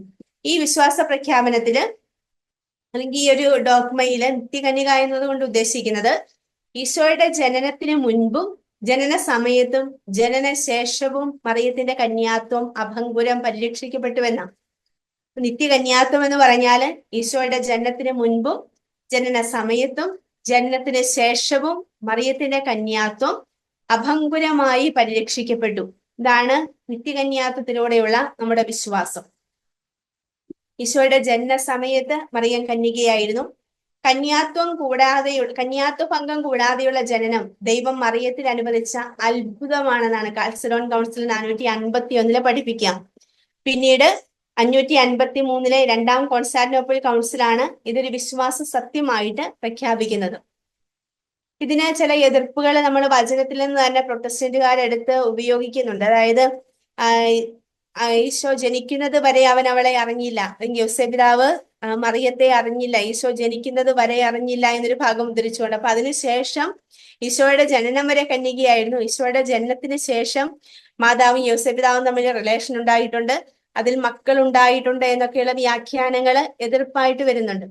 അപ്പം അതിന് ഒരു നിർവചനമായിട്ട് അല്ലെങ്കിൽ അതിനൊരു എതിർത്ത് നമുക്ക് പറയാൻ പറ്റുന്നത്, ഈശോയുടെ ജനനത്തിന് ശേഷം അല്ലെങ്കിൽ അതുവരെ അറിഞ്ഞില്ല എന്ന് അതുവരെ അറിഞ്ഞില്ല എന്ന് പറയുമ്പോൾ അതിന് ശേഷം അറിഞ്ഞു എന്നൊരർത്ഥം ഇല്ല. അതായത് ഒരാൾ മരിക്കുന്നത് വരെ ജെറുസലേമിൽ പോയിട്ടില്ല അല്ലെങ്കിൽ വിശുദ്ധനാട് സന്ദർശിച്ചിട്ടില്ല എന്ന് പറയുമ്പോൾ മരിച്ചു കഴിഞ്ഞ് വിശുദ്ധനാട് സന്ദർശിച്ചു എന്നൊരർത്ഥം അതിനകത്തില്ല. മരിക്കുന്നത് വരെയുള്ള കാര്യം മാത്രമേ അവിടെ പറയുന്നുള്ളൂ. അപ്പം ആ ഒരു ഇത് ഉപയോഗിച്ചാണ് കുറെ പേര് പരിശുദ്ധ അമ്മയ്ക്ക് വേറെ മക്കൾ ഉണ്ടായിരുന്നു അല്ലെങ്കിൽ യോസേപ്പിതാവുമായിട്ട് ബന്ധം അതിന് ശേഷം ഉണ്ടായിരുന്നുവെന്ന് സൂചിപ്പിക്കാം. അതുപോലെ അടുത്ത ഡോക്മ സ്വർഗാരോപണം, പരിശുദ്ധ കന്യകാമറിയത്തിന്റെ സ്വർഗാരോപണം. ഈ ഒരു ഡോക്മയിലൂടെ സൂചിപ്പിക്കുന്നത് പരിശുദ്ധ മറിയം ആത്മശരീരങ്ങളോടെ സ്വർഗത്തിലേക്ക് എടുക്കപ്പെട്ടു. ഈ ലോക ജീവിതത്തിന്റെ അവസാനം ആത്മശരീരങ്ങളോടെ സ്വർഗീയ മഹത്വത്തിലേക്ക് സംവഹിക്കപ്പെട്ടു. അമലോത്ഭവയും നിത്യകന്യകയും ദൈവമാതാവും ബാക്കി 3 ഡോക്മകളെയും ഉദ്ധരിച്ചുകൊണ്ടാണ് ഇത് വിശ്വാസ പ്രഖ്യാപനം നടത്തുന്നത്. അമലോത്ഭവയും നിത്യകന്യകയും ദൈവമാതാവുമായ മറിയം തന്റെ ഇഹലോകവാസം പൂർത്തിയാക്കിയപ്പോൾ ആത്മശരീരങ്ങളോടെ സ്വർഗീയ മഹത്വത്തിലേക്ക് സംവഹിക്കപ്പെട്ടു. 1950 നവംബർ 1-ാം തീയതി 12-ാം പിയൂസ് മാർപ്പാപ്പ മൂനിഫെച്ചന്തേസിമൂസ് ദേവൂസ് അല്ലെങ്കിൽ അത്യുദാരനായ ദൈവം എന്ന് പറയുന്ന ഡോക്മ ബൂള വഴിയാണ് ഇതൊരു വിശ്വാസ സത്യമായിട്ട് പ്രഖ്യാപിക്കുക. പരിശുദ്ധ അമ്മയുടെ ഈ സ്വർഗാരോപണം എന്ന് പറയുന്ന ഈ ഒരു ഡോക്മയാണ് അല്ലെങ്കിൽ സ്വർഗാരോപിതയായ മറിയമാണ് നമ്മുടെയൊക്കെ വിശ്വാസത്തിന്റെ പ്രതീക്ഷയായിട്ട് കാണിക്കുക. കാരണം പരിശുദ്ധ അമ്മ ഈ ലോകത്തിലെ വിശുദ്ധയായിട്ട് ജീവിച്ചു, പാപമില്ലാതെ കളങ്കമില്ലാതെ ജീവിച്ചു. കളങ്കമില്ലാതെ ജീവിച്ച ശരീരം ഈ ഭൂമിയിൽ അഴുകപ്പെടാൻ ദൈവം അനുവദിച്ചില്ല, അത് വിശുദ്ധമായിട്ട് ഉയർത്തപ്പെട്ടു. അപ്പൊ നമുക്ക് ഈ ലോക ജീവിതത്തിന്റെ അവസാനം നമുക്കും ഒരു ഉയർപ്പുണ്ട്. പാപമില്ലാതെ ജീവിച്ചാൽ ദൈവം നമ്മളെയും ആ ഒരു മഹത്വത്തിലേക്ക് എടുക്കും എന്നൊരു വിശ്വാസം, ആ ഒരു പ്രത്യാശ നമുക്ക് നൽകുന്ന ഒരു ഡോക്മയാണിത്. പരിശുദ്ധ അമ്മയുടെ ജീവിതവുമായിട്ട് ബന്ധപ്പെട്ട് നിൽക്കുന്ന ഡോക്മകളെല്ലാം നമുക്കറിയാം. പരിശുദ്ധ അമ്മ ദൈവത്തിന്റെ അമ്മയായതുകൊണ്ട്, ഈശോയുടെ അമ്മയായതുകൊണ്ടാണ് ഈ സ്ഥാനങ്ങളെല്ലാം കിട്ടുക. അമലോത്ഭവയായിട്ട് ജനിക്കുന്നത് ഈശോയുടെ അമ്മയാകുവാനുള്ള വേണ്ടി തിരഞ്ഞെടുക്കപ്പെടുന്നതിന്റെ ഭാഗമാണ്. കന്യകയായി നിലകൊള്ളുന്നത് ദൈവപുത്രന് ജന്മം കൊടുക്കുന്നത് കൊണ്ടാണ്, അല്ലെങ്കിൽ ദൈവത്തിന്റെ മാതാവായതുകൊണ്ടാണ്. ഈ ദൈവമാതാവും അമലോത്ഭവയും കന്യകയും ആയതുകൊണ്ടാണ് ഒരിക്കൽ പോലും അഴുകപ്പെടാത്ത അല്ലെങ്കിൽ കളങ്കപ്പെടാത്ത ശരീരം ആത്മശരീരങ്ങളോടെ സ്വർഗത്തിലേക്ക് എടുക്കപ്പെടുന്നത്. അതുകൊണ്ടാണ് അവിടെ സ്വർഗാരോപിതയായി മാറുന്നത്. ഈ ഒരു 3-4 ഡോക്മകളും ദൈവപുത്രന്റെ അമ്മ എന്നുള്ള യോഗ്യതയുടെ അടിസ്ഥാനത്തിലാണ് പരിശുദ്ധ കന്യകാമറിയത്തിന് ലഭിക്കുന്നത്. അപ്പൊ അമ്മ ഈശോയിൽ നിന്നും ഒരിക്കലും സെപ്പറേറ്റ് ആക്കപ്പെട്ട ഒരു വ്യക്തിയല്ല, ഈശോയോട് ചേർന്ന് നിൽക്കുന്ന ഒരു വ്യക്തിയായിട്ട് തന്നെ നമ്മൾ മനസ്സിലാക്കുകയും നമ്മൾ വിശ്വസിക്കുകയും ചെയ്യുന്നു.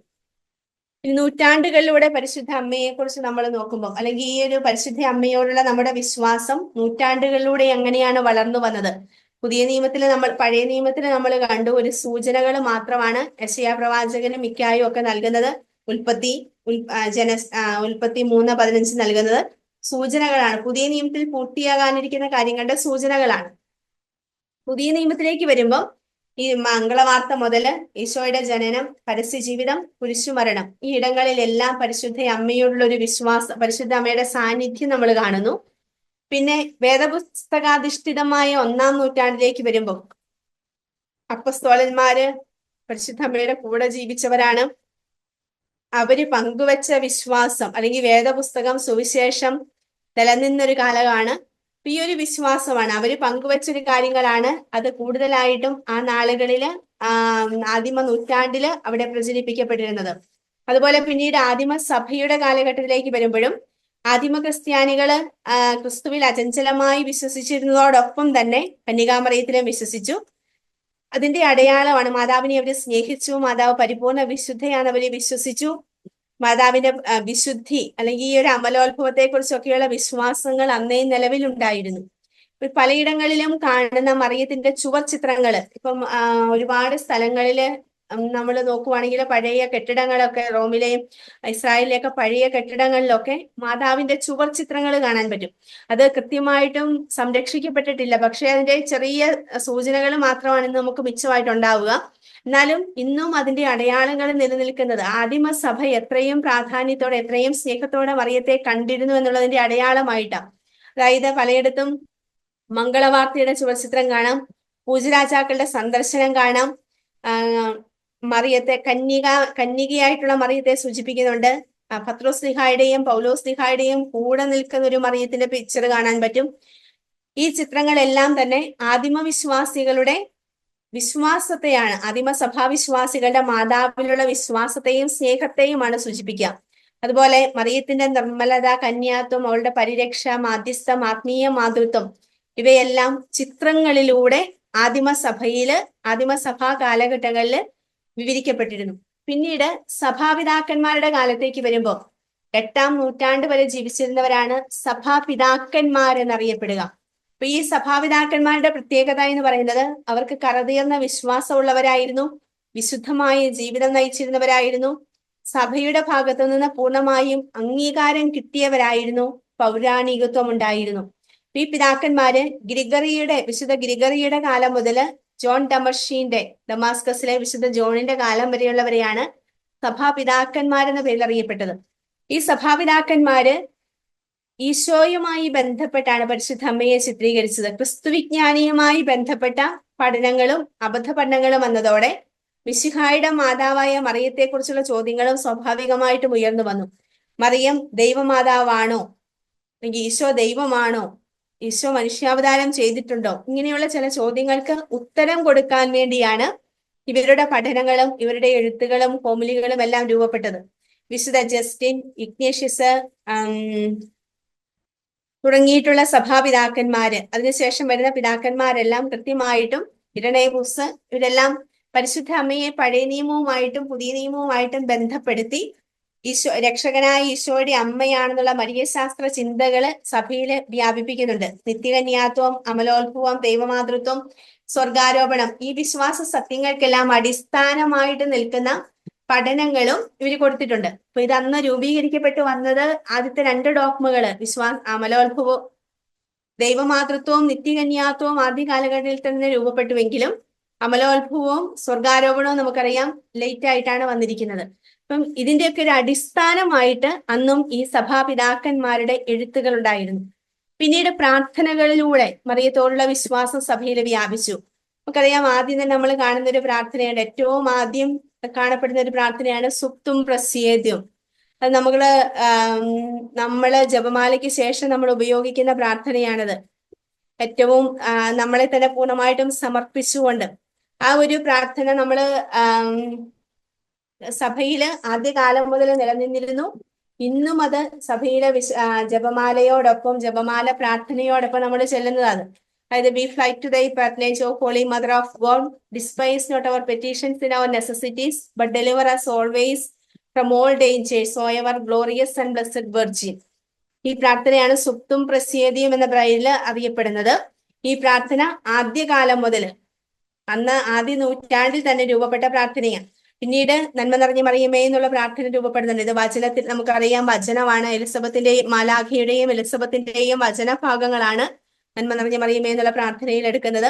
മറിയത്തിന്റെ മാധ്യസ്ഥം യാചിക്കുന്നതും മറിയത്തോട് പ്രാർത്ഥിക്കുന്നതും ആയ പഠനങ്ങളും പ്രാർത്ഥനകളും ഒക്കെ വിശുദ്ധ ഇരണേവൂസ്, ഗ്രിഗറി, അപ്രൈം, നസിയാൻസസ് ഇവരുടെയൊക്കെ കൃതികളിലൂടെ, എഴുത്തുകളിലൂടെ നമുക്ക് കാണാൻ പറ്റും. മറിയത്തെ രക്ഷകന്റെ അമ്മയായി കണ്ട് നമ്മുടെ പാതകളിലെ സഹായികയായും നരകീയ ശക്തികളിൽ നിന്നുള്ള രക്ഷയുടെ മാർഗമായിട്ടും ഒക്കെ പ്രാർത്ഥനകളിലൂടെ മറിയത്തെ പ്രകീർത്തിച്ചുകൊണ്ടിരുന്നു.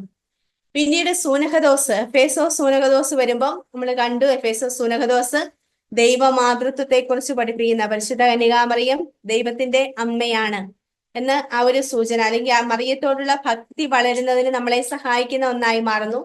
അതുപോലെ പ്രതീകങ്ങളെല്ലാം ഈ സമയത്ത് രൂപപ്പെട്ടു വരുന്നുണ്ട്. പ്രതീകങ്ങളെ കുറിച്ചുള്ള സൂചനകളൊക്കെ, അതായത് പേടകമായിട്ട്, എരിയാത്ത മുൾപ്പടർപ്പായിട്ട്, അഹ്റോന്റെ കയ്യിലെ പുഷ്പവടിയായിട്ട്, മന്ന വഹിക്കുന്ന പേടകമായിട്ട്, യാക്കോബിന്റെ ഗോവണിയായിട്ടൊക്കെ മാതാവിനെ സൂചിപ്പിക്കുന്നു. പിന്നീട് 10-15 നൂറ്റാണ്ടുകളിലേക്ക് വരുമ്പോഴേക്കും ദൈവശാസ്ത്രത്തിന് പുതിയൊരു കാലഘട്ടം വരുന്ന മധ്യകാലഘട്ടമാണ്. അരിസ്റ്റോട്ടിലിന്റെ തത്വശാസ്ത്രത്തിന്റെ വെളിച്ചത്തിലെ വിശ്വാസ സത്യങ്ങളെ വിശദീകരിക്കാൻ ശ്രമിച്ചിട്ടുള്ള ഒരു കാലഘട്ടമായത്. അപ്പം മാതാവിനോടുള്ള ഭക്തി കുറയരുതെന്ന് ആഗ്രഹിക്കുന്ന സിസ്റ്റേഴ്സിയൻ സന്യാസ സമൂഹമുണ്ട്. ഈ ഒരു സിസ്റ്റേഴ്സിയൻ സന്യാസ സമൂഹം പ്രാർത്ഥനകള്, തിരുനാളുകളൊക്കെ ആഘോഷിച്ചുകൊണ്ട് സഭയില് അല്ലെങ്കിൽ അന്നത്തെ കാലഘട്ടത്തില് മരിയ ഭക്തി വളർത്തിയെടുത്തു. 10-ാം നൂറ്റാണ്ട് മുതൽ 15-ാം നൂറ്റാണ്ട് വരെ മരിയ ശാസ്ത്രത്തിന്റെ താത്വിക വളർച്ചയുടെ കാലഘട്ടം എന്നറിയപ്പെടുന്നത്. മറിയത്തിന്റെ വ്യാകുലതയെക്കുറിച്ച്, മറിയത്തിന്റെ മാധ്യസ്ഥത്തെക്കുറിച്ച്, ആത്മീയ മാതൃത്വത്തെക്കുറിച്ചൊക്കെയുള്ള പഠനങ്ങള് ഈ കാലഘട്ടത്തില് അല്ലെങ്കിൽ ചിന്തകൾ ഈ കാലഘട്ടത്തിൽ ഉയർന്നു വന്നു.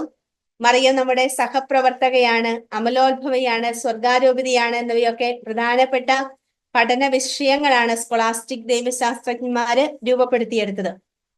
അതുപോലെ ഫ്രാൻസിസ്കൻ ഡൊമിനിക്കൻ സന്യാസികളുടെ നേതൃത്വത്തില് മറിയത്തിന്റെ മാനുഷികതയെ പ്രകീർത്തിച്ചുകൊണ്ടുള്ള ദൈവശാസ്ത്ര ചിന്തകളും രൂപപ്പെട്ടു വന്നു.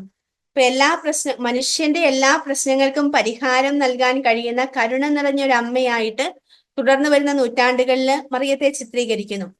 പിന്നീട് 15-19 നൂറ്റാണ്ടുകളിലേക്ക് വരുമ്പോൾ മരിയ ഭക്തിയുടെ ഒരു ഉത്ഭവത്തിന്റെ, മരിയ ഭക്തിയിലേക്ക് പ്രവേശിക്കുന്നു, വളർച്ചയിലേക്കൊക്കെ പ്രവേശിക്കുന്നു. മറിയമാണ് ഏറ്റവും പ്രധാനപ്പെട്ട മധ്യസ്ഥ, അനുകരണീയായ സ്ത്രീ, നമ്മുടെ വനിത, മഡോണ എന്നീ സംജ്ഞകളൊക്കെ മാതാവിന് നൽകപ്പെട്ടു.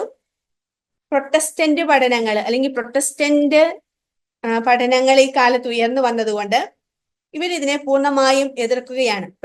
മധ്യസ്ഥ എന്ന് പറയുന്ന വാക്ക് തന്നെ അവർക്ക് കേൾക്കാൻ പറ്റത്തില്ല. കാരണം അത് ഈശോയ്ക്ക് മാത്രം കൊടുക്കുന്ന ഒരു നാമമായിട്ട്, ഏക മധ്യസ്ഥൻ എന്ന് പറയുന്നത് വചനം തന്നെ പറയുന്നുണ്ട് ഈശോയാണ് ഏക മധ്യസ്ഥൻ എന്ന്. അപ്പൊ നമ്മൾ മാതാവിനെ മധ്യസ്ഥ എന്ന് പറയുന്ന പ്രൊട്ടസ്റ്റന്റ് വിഭാഗങ്ങൾക്ക് ഒരിക്കലും ഉൾക്കൊള്ളാൻ പറ്റുന്ന ഒന്നായിരുന്നില്ല. അതുപോലെ നമ്മുടെ വനിത, അങ്ങനെയുള്ള ചില വാക്കുകൾ, നമ്മൾ മാതാവിനെ വിശേഷിപ്പിക്കാൻ ഉപയോഗിക്കുന്ന ചില വാക്കുകൾ നമ്മൾ രൂപപ്പെട്ടു വന്ന ചില ആചാരങ്ങളാണ് ഈ സമുദായങ്ങൾക്ക്, ഈ വിഭാഗങ്ങൾക്ക് ഉൾക്കൊള്ളാൻ പറ്റാതെ വന്നിരിക്കുക. അവർ ഉൾക്കൊള്ളുന്നത് നമുക്കറിയാം, അവർക്ക് ഏറ്റവും പ്രധാനം വിശുദ്ധ ഗ്രന്ഥമാണ്. വിശുദ്ധ ഗ്രന്ഥത്തിലെ വിവരങ്ങളിൽ കൂടുതലായിട്ടൊന്നും അവർക്ക് സ്വീകാര്യമായിരുന്നില്ല. ട്രെന്റ് കൗൺസിൽ അതിനെക്കുറിച്ച് പ്രത്യേകിച്ചൊരു ഇതൊന്നും കൊടുക്കുന്നില്ല. ഉത്ഭവ, പാപം, നീതീകരണം എന്നിവ പരാമർശിക്കുമ്പം മറിയത്തെക്കുറിച്ച് മാത്രം, അല്ലെങ്കിൽ ഈ വിശേഷണങ്ങളെ കുറിച്ചൊന്നും പറയുന്നില്ല, മറിയത്തെക്കുറിച്ച് മാത്രം പരാമർശിക്കുന്നു. അതിനുശേഷം ലൂയി മോൺഫോർട്ട്, ഫ്രാൻസില് ലൂയി മോൺഫോർട്ടിന്റെ നേതൃത്വത്തില് മരിയ ശാസ്ത്രത്തിൽ ഒരു ആത്മീയ വിപ്ലവം തന്നെ നടക്കുന്നുണ്ട്.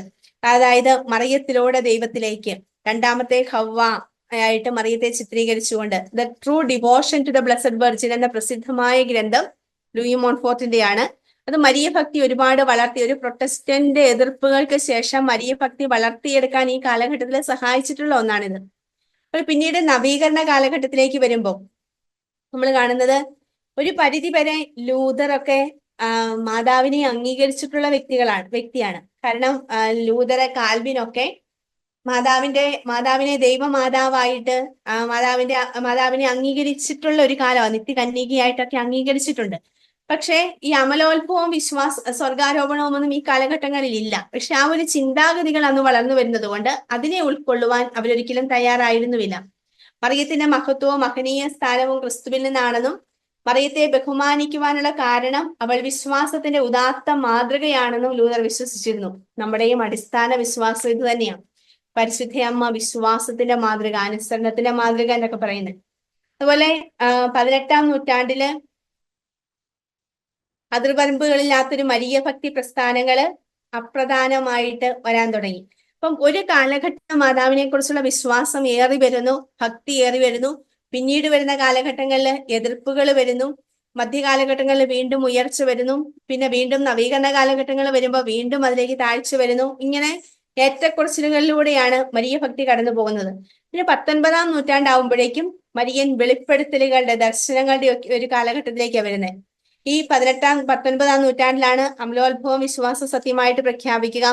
20-ാം നൂറ്റാണ്ട് വരുമ്പോഴേക്കും സ്വർഗാരോപണ വിശ്വാസ സത്യമായിട്ട് പ്രഖ്യാപിക്കുന്നുണ്ട്. ഫാത്തിമ, ലൂർദ് തുടങ്ങിയ അത്ഭുതങ്ങളൊക്കെ രൂപപ്പെട്ടു വരുന്നുണ്ട്.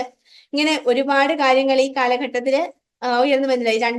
19-20 നൂറ്റാണ്ടുകള് ആധുനിക യുഗത്തിലെ മരിയൻ ദൈവശാസ്ത്രത്തിന്റെ സുവർണ കാലഘട്ടം എന്നുകൂടി അറിയപ്പെടുന്നത്. ഇപ്പൊ മറിയത്തിന്റെ പ്രത്യക്ഷപ്പെടലുകള് ലാസലറ്റ്, അയർലൻഡ്, ലൂർദ്, ഫാത്തിമ, അതുപോലെ legion of Mary, blue army തുടങ്ങിയ വലിയ ഭക്തികൾ ഉയർന്നു വരുന്നു. ഇതോടുകൂടി അമലോത്ഭവം വിശ്വാസ സത്യമായിട്ട് പ്രഖ്യാപിക്കുന്നതോടുകൂടി നമുക്കറിയാം അമലോത്ഭവ മാതാവിന്റെ പേരിൽ ഒരുപാട് സ്ഥാപനങ്ങള്, സഭകള്, ഇൻസ്റ്റിറ്റ്യൂട്ടുകളൊക്കെ രൂപം കൊള്ളുന്നു. സന്യാസ സമൂഹങ്ങൾ രൂപം കൊള്ളുന്നു. പള്ളികൾ ഈ നാമത്തിൽ രൂപപ്പെടുന്നു. അതുപോലെ ഒരു സ്ഥലത്തെ ഒരു അത്ഭുതത്തിന്റെ തുടർച്ചയായിട്ട് ഒരുപാട് ഭക്തി പ്രസ്ഥാനങ്ങളും സഭയിൽ രൂപപ്പെട്ടു വരുന്നുണ്ട്. അപ്പൊ 19-ാം നൂറ്റാണ്ടില് ഒരു വളർന്നു വന്നൊരു വിശ്വാസമുണ്ട്. 20-ാം നൂറ്റാണ്ടിലേക്ക് അത് വ്യാപിച്ചിട്ടുണ്ട്. ഈ സമയത്താണ് രണ്ടാം വത്തിക്കാൻ കൗൺസില്. ഇപ്പൊ സഭയിലെ ഇങ്ങനെയുള്ള ഏറ്റക്കുറച്ചിലുകളുടെ കാലത്താണ് രണ്ടാം വത്തിക്കാൻ കൗൺസിൽ നടക്കുമ്പം കൃത്യമായിട്ട് മാതാവിനെ കുറിച്ച് പഠിപ്പിക്കുക. രണ്ടാം വത്തിക്കാൻ കൗൺസിലിലെ ഡോഗ്മാറ്റിക് കോൺസ്റ്റിറ്റ്യൂഷനായ ലൂമൻ ജെൻസിയത്തിന്റെ 8-ാമത്തെ അധ്യായമാണ് പരിശുദ്ധ അമ്മയെ കുറിച്ച് പഠിപ്പിക്കുക.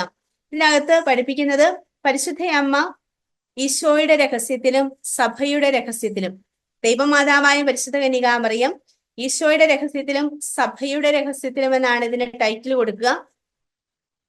ക്രിസ്തു രഹസ്യവുമായി മാതാവിനെ ബന്ധപ്പെടുത്തി ചിന്തിക്കുന്നു. അതുപോലെ ഈശോയുടെ ജീവിതത്തിൽ മാതാവിന് എത്രമാത്രം പ്രാധാന്യമുണ്ടോ അത്രയും പ്രാധാന്യം സഭയുടെ ജീവിതത്തിലുമുണ്ട്.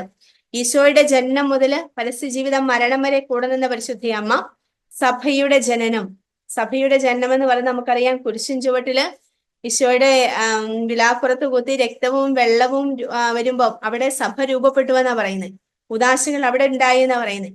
അതിനുശേഷം പന്തക്കുസ്തായില് സഭയുടെ ഒരു ആരംഭമായിട്ട് കാണും. അപ്പം ഈ സ്ഥലത്തെല്ലാം പരിശുദ്ധ അമ്മയുടെ സാന്നിധ്യം അവിടെയുണ്ട്. അതുകൊണ്ട് തന്നെ സഭയുടെ ജനന സമയത്തും ഇന്ന് സഭയോടൊപ്പവും പരിശുദ്ധ അമ്മയുടെ സാന്നിധ്യം ഉണ്ട് എന്ന് രണ്ടാം വത്തിക്കാൻ കൗൺസിൽ കൃത്യമായിട്ട് പഠിപ്പിക്കുന്നു. അതുപോലെ നമുക്കറിയാം സഭ എന്ന് പറയുന്നത് സഭയുടെ ശിരസ് എന്ന് പറയുന്നത് ക്രിസ്തുവാണ്. അപ്പം ക്രിസ്തുവിന് ഭൗതിക ശരീരമാണ് സഭ. ശിരസ്സുള്ളിടത്ത് ശരീരമുണ്ട്. ശരീരം കൂടാതെ ശിരസ് മാത്രമായിട്ടല്ല, ശിരസ്സുള്ളിടത്ത് ശരീരവുമുണ്ട്. അപ്പം ഈ ശിരസിന്റെ അമ്മ അല്ലെങ്കിൽ ക്രിസ്തുവിന്റെ അമ്മ പരിശുദ്ധ അമ്മയാണെങ്കിൽ തീർച്ചയായിട്ടും ഈ ഭൗതിക ശരീരമായ സഭയുടെ അമ്മയും പരിശുദ്ധ അമ്മയാണ്. ഇതാണ് രണ്ടാം വത്തിക്കാൻ കൗൺസിൽ കൃത്യമായിട്ട് ഈ 2 വീക്ഷണങ്ങളിലൂടെ, ക്രിസ്തു രഹസ്യത്തിലും സഭയുടെ രഹസ്യത്തിലും എന്നുള്ള 2 വീക്ഷണങ്ങളിലൂടെ നമ്മളെ പഠിപ്പിച്ചു തരിക. ഇനി പ്രധാനപ്പെട്ട മരിയൻ തിരുനാളുകള് ഇപ്പൊ നമുക്ക് ഇത് നമുക്ക് വായിച്ചാൽ മനസ്സിലാകുന്നതേ ഉള്ളൂ. പ്രധാനപ്പെട്ട മരിയൻ തിരുനാളുകള് ഇതിനകത്ത് കൃത്യമായിട്ട് കൊടുത്തിട്ടുണ്ട്. അത് ജെറുസലേമിൽ ആരംഭിച്ചിട്ടുള്ളതുണ്ട്.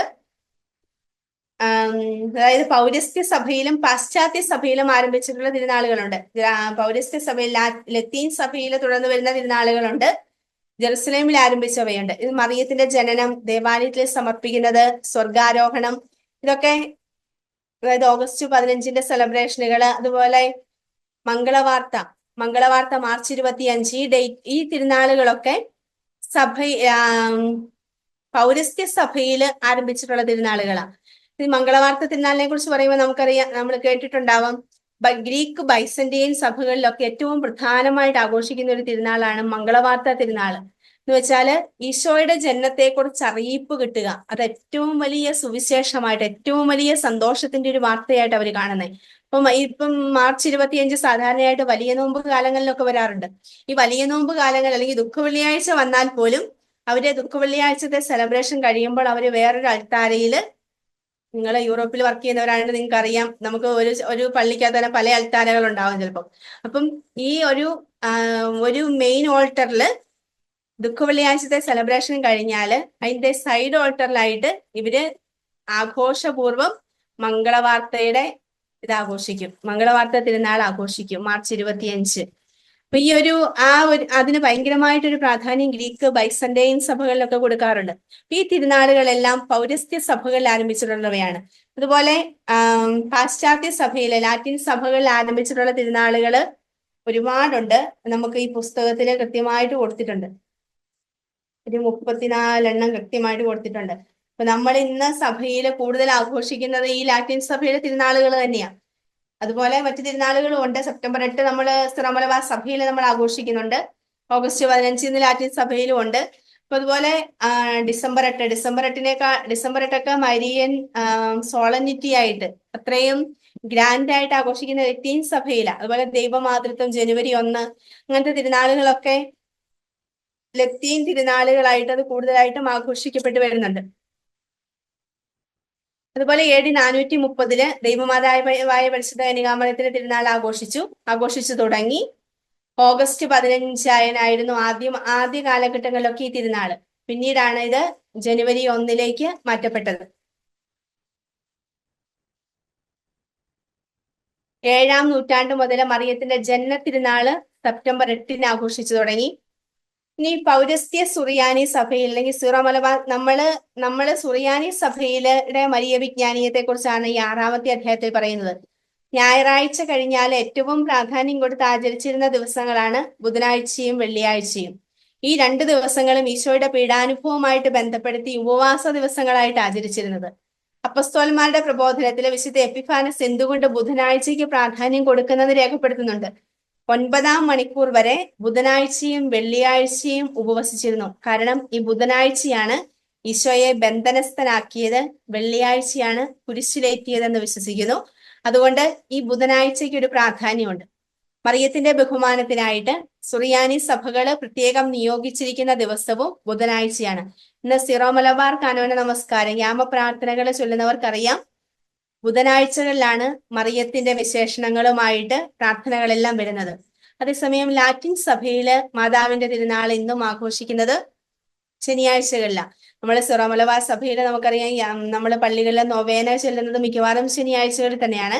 പക്ഷെ യാമപ്രാർത്ഥനകളിൽ നമ്മൾ ബുധനാഴ്ചയാണ് മാതാവിന്റെ തിരുനാളുകള്, മാതാവിനെ പ്രകീർത്തിക്കുന്ന ദിവസം. ഈ മരിയൻ ആധ്യാത്മികതയും നമ്മളെല്ലാം ജീവിക്കുന്ന ഒന്നാണ് മരിയൻ ആധ്യാത്മികത എന്ന് പറയുന്നത്.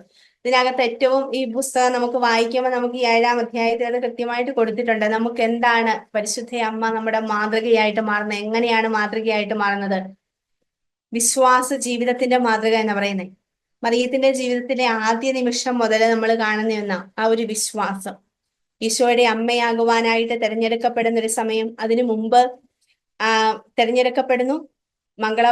വിവാഹ നിശ്ചയ സമയം, അത് മറ്റേ അപ്രമാണിക ഗ്രന്ഥങ്ങളിൽ പറയുന്നുണ്ട്. വിവാഹം കഴിക്കാൻ ആഗ്രഹിക്കാതിരുന്നിട്ടും ദൈവത്തോടുള്ള വിശ്വാസത്തെ പ്രതി, അനുസരണത്തെ പ്രതിയാണ് വിവാഹ നിശ്ചയത്തിന് സമ്മതിക്കുക. അതിനുശേഷം മംഗളവാർത്ത ലഭിക്കുന്നു. ഈ മംഗളവാർത്തയുടെ സമയത്ത് ഇതാ കർത്താവിന്റെ ദാസി എന്ന് പറഞ്ഞ് പൂർണ്ണമായും ദൈവഹിതത്തിന് അല്ലെങ്കിൽ ദൈവത്തിൽ വിശ്വസിച്ച് ഏൽപ്പിച്ചു കൊടുക്കുന്നു. പിന്നീട് വരുന്ന കഷ്ടപ്പാടുകൾ അല്ലെങ്കിൽ അതിനെ തുടർന്നുണ്ടാവുന്ന ബുദ്ധിമുട്ടുകൾ, പ്രതിസന്ധികളെല്ലാം വിശ്വാസത്തോടെ സന്തോഷത്തോടെ സ്വീകരിക്കുക. ദൈവപുത്രന്റെ വരവില് പൂർണ്ണമായും വിശ്വസിച്ചുകൊണ്ട്, രക്ഷകന്റെ അമ്മയാകുവാനുള്ള ഈ തെരഞ്ഞെടുപ്പിൽ പൂർണ്ണമായും വിശ്വസിച്ചുകൊണ്ടാണ് പ്രതിസന്ധികളെ ഏറ്റെടുക്കുന്നത്. പിന്നീട് ഈശോയുടെ ജനനശേഷം ഉണ്ടാകുന്ന ഓരോ പ്രതിസന്ധികളും ഈശോയുടെ പരസ്യ ജീവിതകാലത്ത് കൂടെ നിൽക്കുന്നു. കുരിശുമരണം, പീഡാസഹനങ്ങളിലെല്ലാം പൂർണ്ണമായ വിശ്വാസത്തോടുകൂടി നിന്ന് സമ്മതം പറയുക. അതുപോലെ ലോകരക്ഷകന്റെ അമ്മയായതുപോലെ തന്നെ എല്ലാ വിശ്വാസികളുടെയും അമ്മയാകുവാനുള്ള ഒരു തെരഞ്ഞെടുപ്പിലെത്തുമ്പോഴും മൗന സമ്മതത്തോടെ, പൂർണ്ണമായ വിശ്വാസത്തോടെ ഇതാ കർത്താവിന്റെ ദാസി എന്ന് പറഞ്ഞു നിൽക്കുന്ന മറിയം. അപ്പൊ കർത്താവ് അരുളി ചെയ്ത കാര്യങ്ങൾ നിറവേറുമെന്ന് പൂർണ്ണമായും വിശ്വസിച്ചവള് അത് ജീവിതത്തിൽ പാലിക്കുവാൻ ആഗ്രഹിച്ചൊരു മറിയം. ഇതാണ് നമ്മുടെ വിശ്വാസത്തിന്റെ മാതൃകയായിട്ട് മാതാവ് നിൽക്കുക. അതുപോലെ വചനാധിഷ്ഠിതമായൊരു ജീവിതത്തിന്റെ മാതൃകയാണ്. ഇതെല്ലാം ഹൃദയത്തിൽ സംഗ്രഹിച്ചു. പൂർണ്ണമായിട്ടും ദൈവത്തിൽ വിശ്വസിക്കുന്നതിന്റെ ഒരു അടയാളമാണ്. എണ്ണിപ്പിറക്കുകളില്ലാതെ പൂർണ്ണമായും ദൈവത്തിൽ വിശ്വസിച്ചുകൊണ്ട് അതിനെ സ്വീകരിക്കുന്നു. അതുപോലെ ജപമാല ഭക്തിയെക്കുറിച്ച് 8-ാമത്തെ അധ്യായത്തിൽ പറയുന്നുണ്ട്. ജപമാല ഭക്തിയെക്കുറിച്ച് നമുക്ക് പ്രത്യേകിച്ച് ക്ലാസ്സിന്റെ ആവശ്യമില്ല. നമ്മൾ പ്രാർത്ഥിക്കുന്നവരാണ്, ജപമാല ചൊല്ലുന്നവരാണ്. ഇത് അതിനെക്കുറിച്ചുള്ള ഡീറ്റെയിൽ ആയിട്ടുള്ള കാര്യങ്ങൾ ഇതിനകത്ത് 8-ാമത്തെ അധ്യായത്തിൽ പറയുന്നുണ്ട്. അതുപോലെ മരിയ ഭക്തിയിലെ വിവിധ സംജ്ഞകള്, തിരുസഭയുടെ മാതാവ്, നിത്യസഹായ മാതാവ്, വ്യാകുല മാതാവ്, കർമ്മല മാതാവ്, ലൂർദ് മാതാവ്, ഫാത്തിമ മാതാവ്, വേളാങ്കണ്ണി മാതാവ്, മഞ്ഞു മാതാവ്, നമുക്കറിയാം ഒരുപാട്. ഓരോ സ്ഥലത്തും ചെല്ലുമ്പോൾ, നിങ്ങൾ യൂറോപ്യൻ രാജ്യങ്ങളിൽ ജീവിക്കുന്നവരാകുമ്പോൾ ഓരോ സ്ഥലത്തൂടെ ചെല്ലുമ്പോഴും ഓരോരോ പേരുകളാണ് മാതാവിന്, അല്ലെങ്കിൽ ഓരോ സിറ്റിയിലും ഉണ്ടാവും ഓരോ പേരുകളിലൂടെ, ഓരോ ചെറിയ വില്ലേജുകളിലും ഉണ്ടാവും നമുക്ക് ഓരോ പേരുകളിലൂടെ അറിയപ്പെടുന്ന മാതാവ്. അത് ആ ഒരു വിശ്വാസമാണ് നമ്മുടെ, അല്ലെങ്കിൽ ആൾക്കാരുടെ ഓരോ വിശ്വാസമാണ്. അതുപോലെ നമുക്ക് കാണാൻ പറ്റും ആഫ്രിക്കൻസിന്റെ മാതാവിന്റെ രൂപം മിക്കവാറും കറുത്ത രൂപമായിരിക്കും. ആഫ്രിക്കൻസിന്റെ ഈ ഉണ്ണീശോ അല്ലെങ്കിൽ മാതാവിന്റെ കയ്യിലിരിക്കുന്ന ഈശോ മിക്കവാറും അത് പുറത്ത് തുണിയിൽ കെട്ടി അവര് കുഞ്ഞുങ്ങളെ എങ്ങനെ കൊണ്ടുപോകുന്നു അതുപോലെ കൊണ്ടുപോകുന്ന ഒരു രൂപമായിരിക്കും. വിയറ്റ്നാം, ഏഷ്യൻ രാജ്യങ്ങള്, മറ്റ് ഏഷ്യൻ രാജ്യങ്ങള്, ചൈന, ജപ്പാൻ തുടങ്ങിയിട്ടുള്ള രാജ്യങ്ങള് അവരുടെ മാതാവ് അവരുടെ ഷേപ്പ് ഉള്ളത്, കണ്ണ് നീണ്ടതും അവരുടെ മുഖ ഷേപ്പും അവരുടെ രൂപഭാവവുമായിട്ടുള്ള മാതാവായിരിക്കും. അതാത് നാടുകളിൽ അതാത് പ്രദേശങ്ങളിൽ അവരുമായിട്ട് സാമ്യപ്പെടുത്തുവാൻ, അവരുമായിട്ട് കൂടുതൽ ബന്ധപ്പെട്ട് നിൽക്കുന്ന ഒരു മാതാവിന്റെ രൂപം നമുക്ക് പല ഇടങ്ങളിൽ നമുക്ക് കാണാൻ സാധിക്കും. അപ്പൊ തിരുസഭയുടെ മാതാവ് എന്ന് പറഞ്ഞ് മാതാവിനെ വിശേഷിപ്പിക്കുന്ന സഭയുടെ ആദ്യ നാളുകൾ മുതൽ ഉണ്ടായിരുന്നു. പ്രത്യേകമായിട്ട് നമ്മളിപ്പോ പറയുവാണെങ്കിൽ പരിശുദ്ധ പിതാവ് ഫ്രാൻസിസ് മാർപ്പാപ്പ പന്തക്കുസ്ത തിരുനാൾ കഴിഞ്ഞു വരുന്ന തിങ്കളാഴ്ചയാണ് തിരുസഭയുടെ മാതാവ്, സഭയുടെ രാജ്ഞിയായി പരിശുദ്ധമ്മയുടെ തിരുനാൾ ആഘോഷിക്കാനായിട്ട് നമ്മളോട് ആവശ്യപ്പെടുന്നത്. അപ്പൊ സഭയിലെ പരിശുദ്ധമ്മയ്ക്ക് ഇന്ന് എത്രമാത്രം പ്രാധാന്യമുണ്ട്, രണ്ടാം വത്തിക്കാൻ കൗൺസിൽ അത് എടുത്തു പറയുന്നുണ്ട്. അമ്മയ്ക്ക് ഇന്ന് എത്രമാത്രം പ്രാധാന്യമുണ്ട് എന്നുള്ളതിന്റെ ഒരു അടയാളം കൂടിയാണിത്. അതുപോലെ ഇന്ന് ഒരുപാട് പ്രത്യക്ഷപ്പെടലുകള്, അടയാളങ്ങളൊക്കെ സഭയിൽ നടക്കുന്നുണ്ട്. കുറച്ചു കാലത്ത് ചിലത് ഒരുപാട് നാൾ നീണ്ടുപോകും, ചിലത് കുറച്ച് നാളുകൾ കൊണ്ട് അവസാനിക്കും. ഇത് നമുക്ക് ചിലത് കുറച്ച് നാൾ കഴിയുമ്പോൾ ശരിയല്ല എന്ന് പ്രഖ്യാപിക്കപ്പെടും. ചിലത് ചിലരുടെ ജീവിതം കൊണ്ട്, ആദ്യ നാളുകളിൽ പ്രത്യക്ഷപ്പെടലിന്റെ നാളുകളിൽ അവർ ഭയങ്കര വിശുദ്ധിയോടുകൂടി ജീവിച്ചു, അത് കഴിയുമ്പോൾ അവർക്ക് വിശുദ്ധി ഇല്ല, അതോടുകൂടി വിശ്വാസം നഷ്ടപ്പെട്ടു പോകുന്നവരുണ്ട്. ഈ അത്ഭുതങ്ങൾ കണ്ട് വിശ്വസിച്ചിരുന്നവർ ഇതോടുകൂടി വിശ്വാസം അവസാനിപ്പിക്കുന്നവരുണ്ട്. പക്ഷേ സഭ നമ്മളെ ഔദ്യോഗികമായി പഠിപ്പിക്കുന്നത് ഇങ്ങനെയുള്ള കൊച്ചു കൊച്ചു വെളിപ്പെടുത്തലുകൾ അല്ല നമ്മുടെ വിശ്വാസത്തിന്റെ അടിസ്ഥാനം എന്ന് പറയുന്നത്. ഓരോ സ്ഥലത്തും അതിൻ്റെതായ ഭക്തികൾ ഉണ്ടാവാം, അതിൻ്റെതായ പ്രത്യേകതകൾ ഉണ്ടാവാം, വ്യത്യസ്തമായ പ്രത്യക്ഷപ്പെടലുകളും വ്യത്യസ്തമായ അനുഭവങ്ങളും ഉണ്ടാകാം. പക്ഷെ ഇന്ന് നിങ്ങൾക്ക് ഈ ക്ലാസ്സിലൂടെ നമുക്ക് മനസ്സിലാവും, അല്ലെങ്കിൽ നമ്മുടെ അനുഭവങ്ങളിലൂടെ നമുക്ക് മനസ്സിലാവും, വിശുദ്ധ ഗ്രന്ഥം നമുക്ക് പഠിപ്പിച്ചു തരുന്നുണ്ട് പരിശുദ്ധ അമ്മ ആരായിരുന്നു, എന്താണ് നമ്മൾ പരിശുദ്ധ അമ്മയിൽ നിന്നും സ്വന്തമാക്കേണ്ടത്. സഭയുടെ പഠനങ്ങള്, പാരമ്പര്യങ്ങള്, സഭാപിതാക്കന്മാരുടെ പഠനങ്ങള്, നമ്മുടെ ആരാധനാക്രമം നമുക്ക് പഠിപ്പിച്ചു തരുന്നുണ്ട് എന്താണ് പരിശുദ്ധ അമ്മ എന്നുള്ളത്. അല്ലാതെ കുഞ്ഞു കുഞ്ഞു അത്ഭുതങ്ങളിലൂടെയോ അടയാളങ്ങളിലൂടെയോ വിശ്വസിക്കപ്പെടേണ്ട ഒന്നല്ല. അത് തികച്ചും വ്യക്തിപരമാണ്. അത് ചിലപ്പോൾ അതിന് ഉയർച്ചയുണ്ടാവാം, ചിലപ്പോൾ അതിന് താഴ്ചയുണ്ടാവാം. ചിലരത് കൂടുതൽ വിശ്വസിച്ചെന്നിരിക്കും, ചിലരത് വേണ്ടാന്ന് വെച്ചെന്നിരിക്കും, ചിലരതിനെ അംഗീകരിച്ചെന്നിരിക്കൂല. അത് തീർത്തും വ്യക്തിപരവുമാണ്. ഒരു അത്ഭുതത്തിന്റെ പേരിൽ മാതാവ് വിശ്വസിക്കാനുള്ള ഒന്നല്ല മാതാവ്. അല്ലെങ്കിൽ ഒരു പ്രത്യക്ഷപ്പെടൽ ഉണ്ടായില്ല, അല്ലെങ്കിൽ ഉണ്ടായത് തെറ്റാണെന്ന് അറിയുമ്പോൾ നമ്മുടെ വിശ്വാസം നഷ്ടപ്പെടാനുള്ള ഒന്നുമല്ല പരിശുദ്ധ അമ്മയോടുള്ള വിശ്വാസം എന്ന് പറയുന്നത്. അമ്മ എന്ന് പറയുന്നത് ഈശോ നമുക്ക് നൽകിയതാണ്. കാൽവരിയിലെ കുരിശിൻ ചുവട്ടിൽ വെച്ച് ഈശോ നമ്മയ്ക്ക് ഭരമേൽപ്പിച്ചു തന്നതാണ്, ഇതാ നിന്റെ അമ്മ എന്ന് പറഞ്ഞു. പരിശുദ്ധ പിതാവ് ഫ്രാൻസിസ് മാർപ്പാപ്പ 2 വർഷം മുമ്പ് റോമിലെ പൊന്തിഫിക്കൽ മരിയൻ കമ്മീഷന്റെ പ്രസിഡന്റിന് എഴുതിയ ഒരു ലെറ്റർ ഉണ്ട്. അതിനകത്ത് നിങ്ങളുടെ മാതാവിനെ നിങ്ങൾ പ്രൊട്ടക്ട് ചെയ്യണമെന്ന് അതിനകത്ത് എഴുതിയേക്കുന്നത്. എന്ന് വെച്ചാല് നമുക്ക് ഏൽപ്പിച്ച് നൽകിയതാണ് പരിശുദ്ധ അമ്മയെ, ഇതാ നിന്റെ അമ്മ എന്ന് പറഞ്ഞുകൊണ്ട്. അപ്പൊ ഇതിനെ മറ്റൊരു ഉദ്ദേശത്തിന് വേണ്ടി, അല്ലെങ്കിൽ തെറ്റായ ഒരു ഉദ്ദേശത്തോടു കൂടിയല്ല നമ്മുടെ മരിയ ഭക്തി പോകേണ്ടത്. ഈശോയോടൊപ്പമാണ് നമ്മുടെ മരിയ ഭക്തി പോകേണ്ടത്. നമ്മൾ മരിയൻ തീർത്ഥാടന കേന്ദ്രങ്ങൾ സന്ദർശിക്കുന്നവരാണ്. അതിന്റെ പേരിൽ ഈ തീർത്ഥാടന കേന്ദ്രങ്ങൾ സന്ദർശിക്കാൻ പോകുന്നതിന്റെ പേരിൽ വിശുദ്ധ കുർബാന ഒഴിവാക്കുന്നവരാണോ, അല്ലെങ്കിൽ തീർത്ഥാടന കേന്ദ്രങ്ങളിൽ ചെന്ന് മാതാവിന്റെ രൂപത്തിൽ തൊട്ട് വണങ്ങി പ്രാർത്ഥിച്ച് ആ ദേവാലയത്തിലുള്ള വിശുദ്ധ കുർബാനയുടെ സാന്നിധ്യത്തെ തിരിച്ചറിയാതെ പോകുന്നവരാണോ നമ്മള്? മാതാവ് ഒരിക്കലും ഈശോയെ കൂടാതെയല്ല ഉള്ളത്, ഈശോയുടെ ഒപ്പമാണ്. ഈശോയുടെ മംഗളവാർത്തയോടുകൂടി, അല്ലെങ്കിൽ ഈശോ ജനിക്കുന്നതോടുകൂടിയാണ്, ഈശോയെ കുറിച്ചുള്ള അറിയിപ്പ് കിട്ടുന്നതോടുകൂടിയാണ്, ഈശോയ്ക്ക് ജന്മം കൊടുക്കുവാനുള്ള വ്യക്തി എന്നുള്ള ഒരു അറിയിപ്പ് കിട്ടുന്നതോടുകൂടിയാണ് മാതാവിന്റെ പ്രാധാന്യം ഏറി വരുന്നത്. അപ്പൊ ഈശോയോടൊപ്പം നിൽക്കുന്ന, ഈശോയെ ആരാധിക്കാനായിട്ട് നമുക്ക് കാണിച്ചു തരുന്ന ഒരു അമ്മയാണ് മാതാവ്. ഈ അമ്മയോടുള്ള വിശ്വാസം നമുക്ക് കാത്തു സൂക്ഷിക്കുവാൻ നമുക്ക് എല്ലാവർക്കും കടമയുണ്ട്. അതാണ് പരിശുദ്ധ പിതാവ് ഓർമ്മപ്പെടുത്തുക. അപ്പൊ നമുക്ക് നമ്മുടെ അനുദിന ജീവിതത്തിലൂടെ വിശുദ്ധ ഗ്രന്ഥത്തിലും സഭാ പഠനങ്ങളിലും നമുക്ക് വെളിപ്പെടുത്തി കിട്ടുന്ന പരിശുദ്ധ അമ്മ നമ്മളെ ഓരോരുത്തരെയും സഹായിക്കട്ടെ. അതിനുവേണ്ടി നമുക്ക് പ്രാർത്ഥിക്കാം.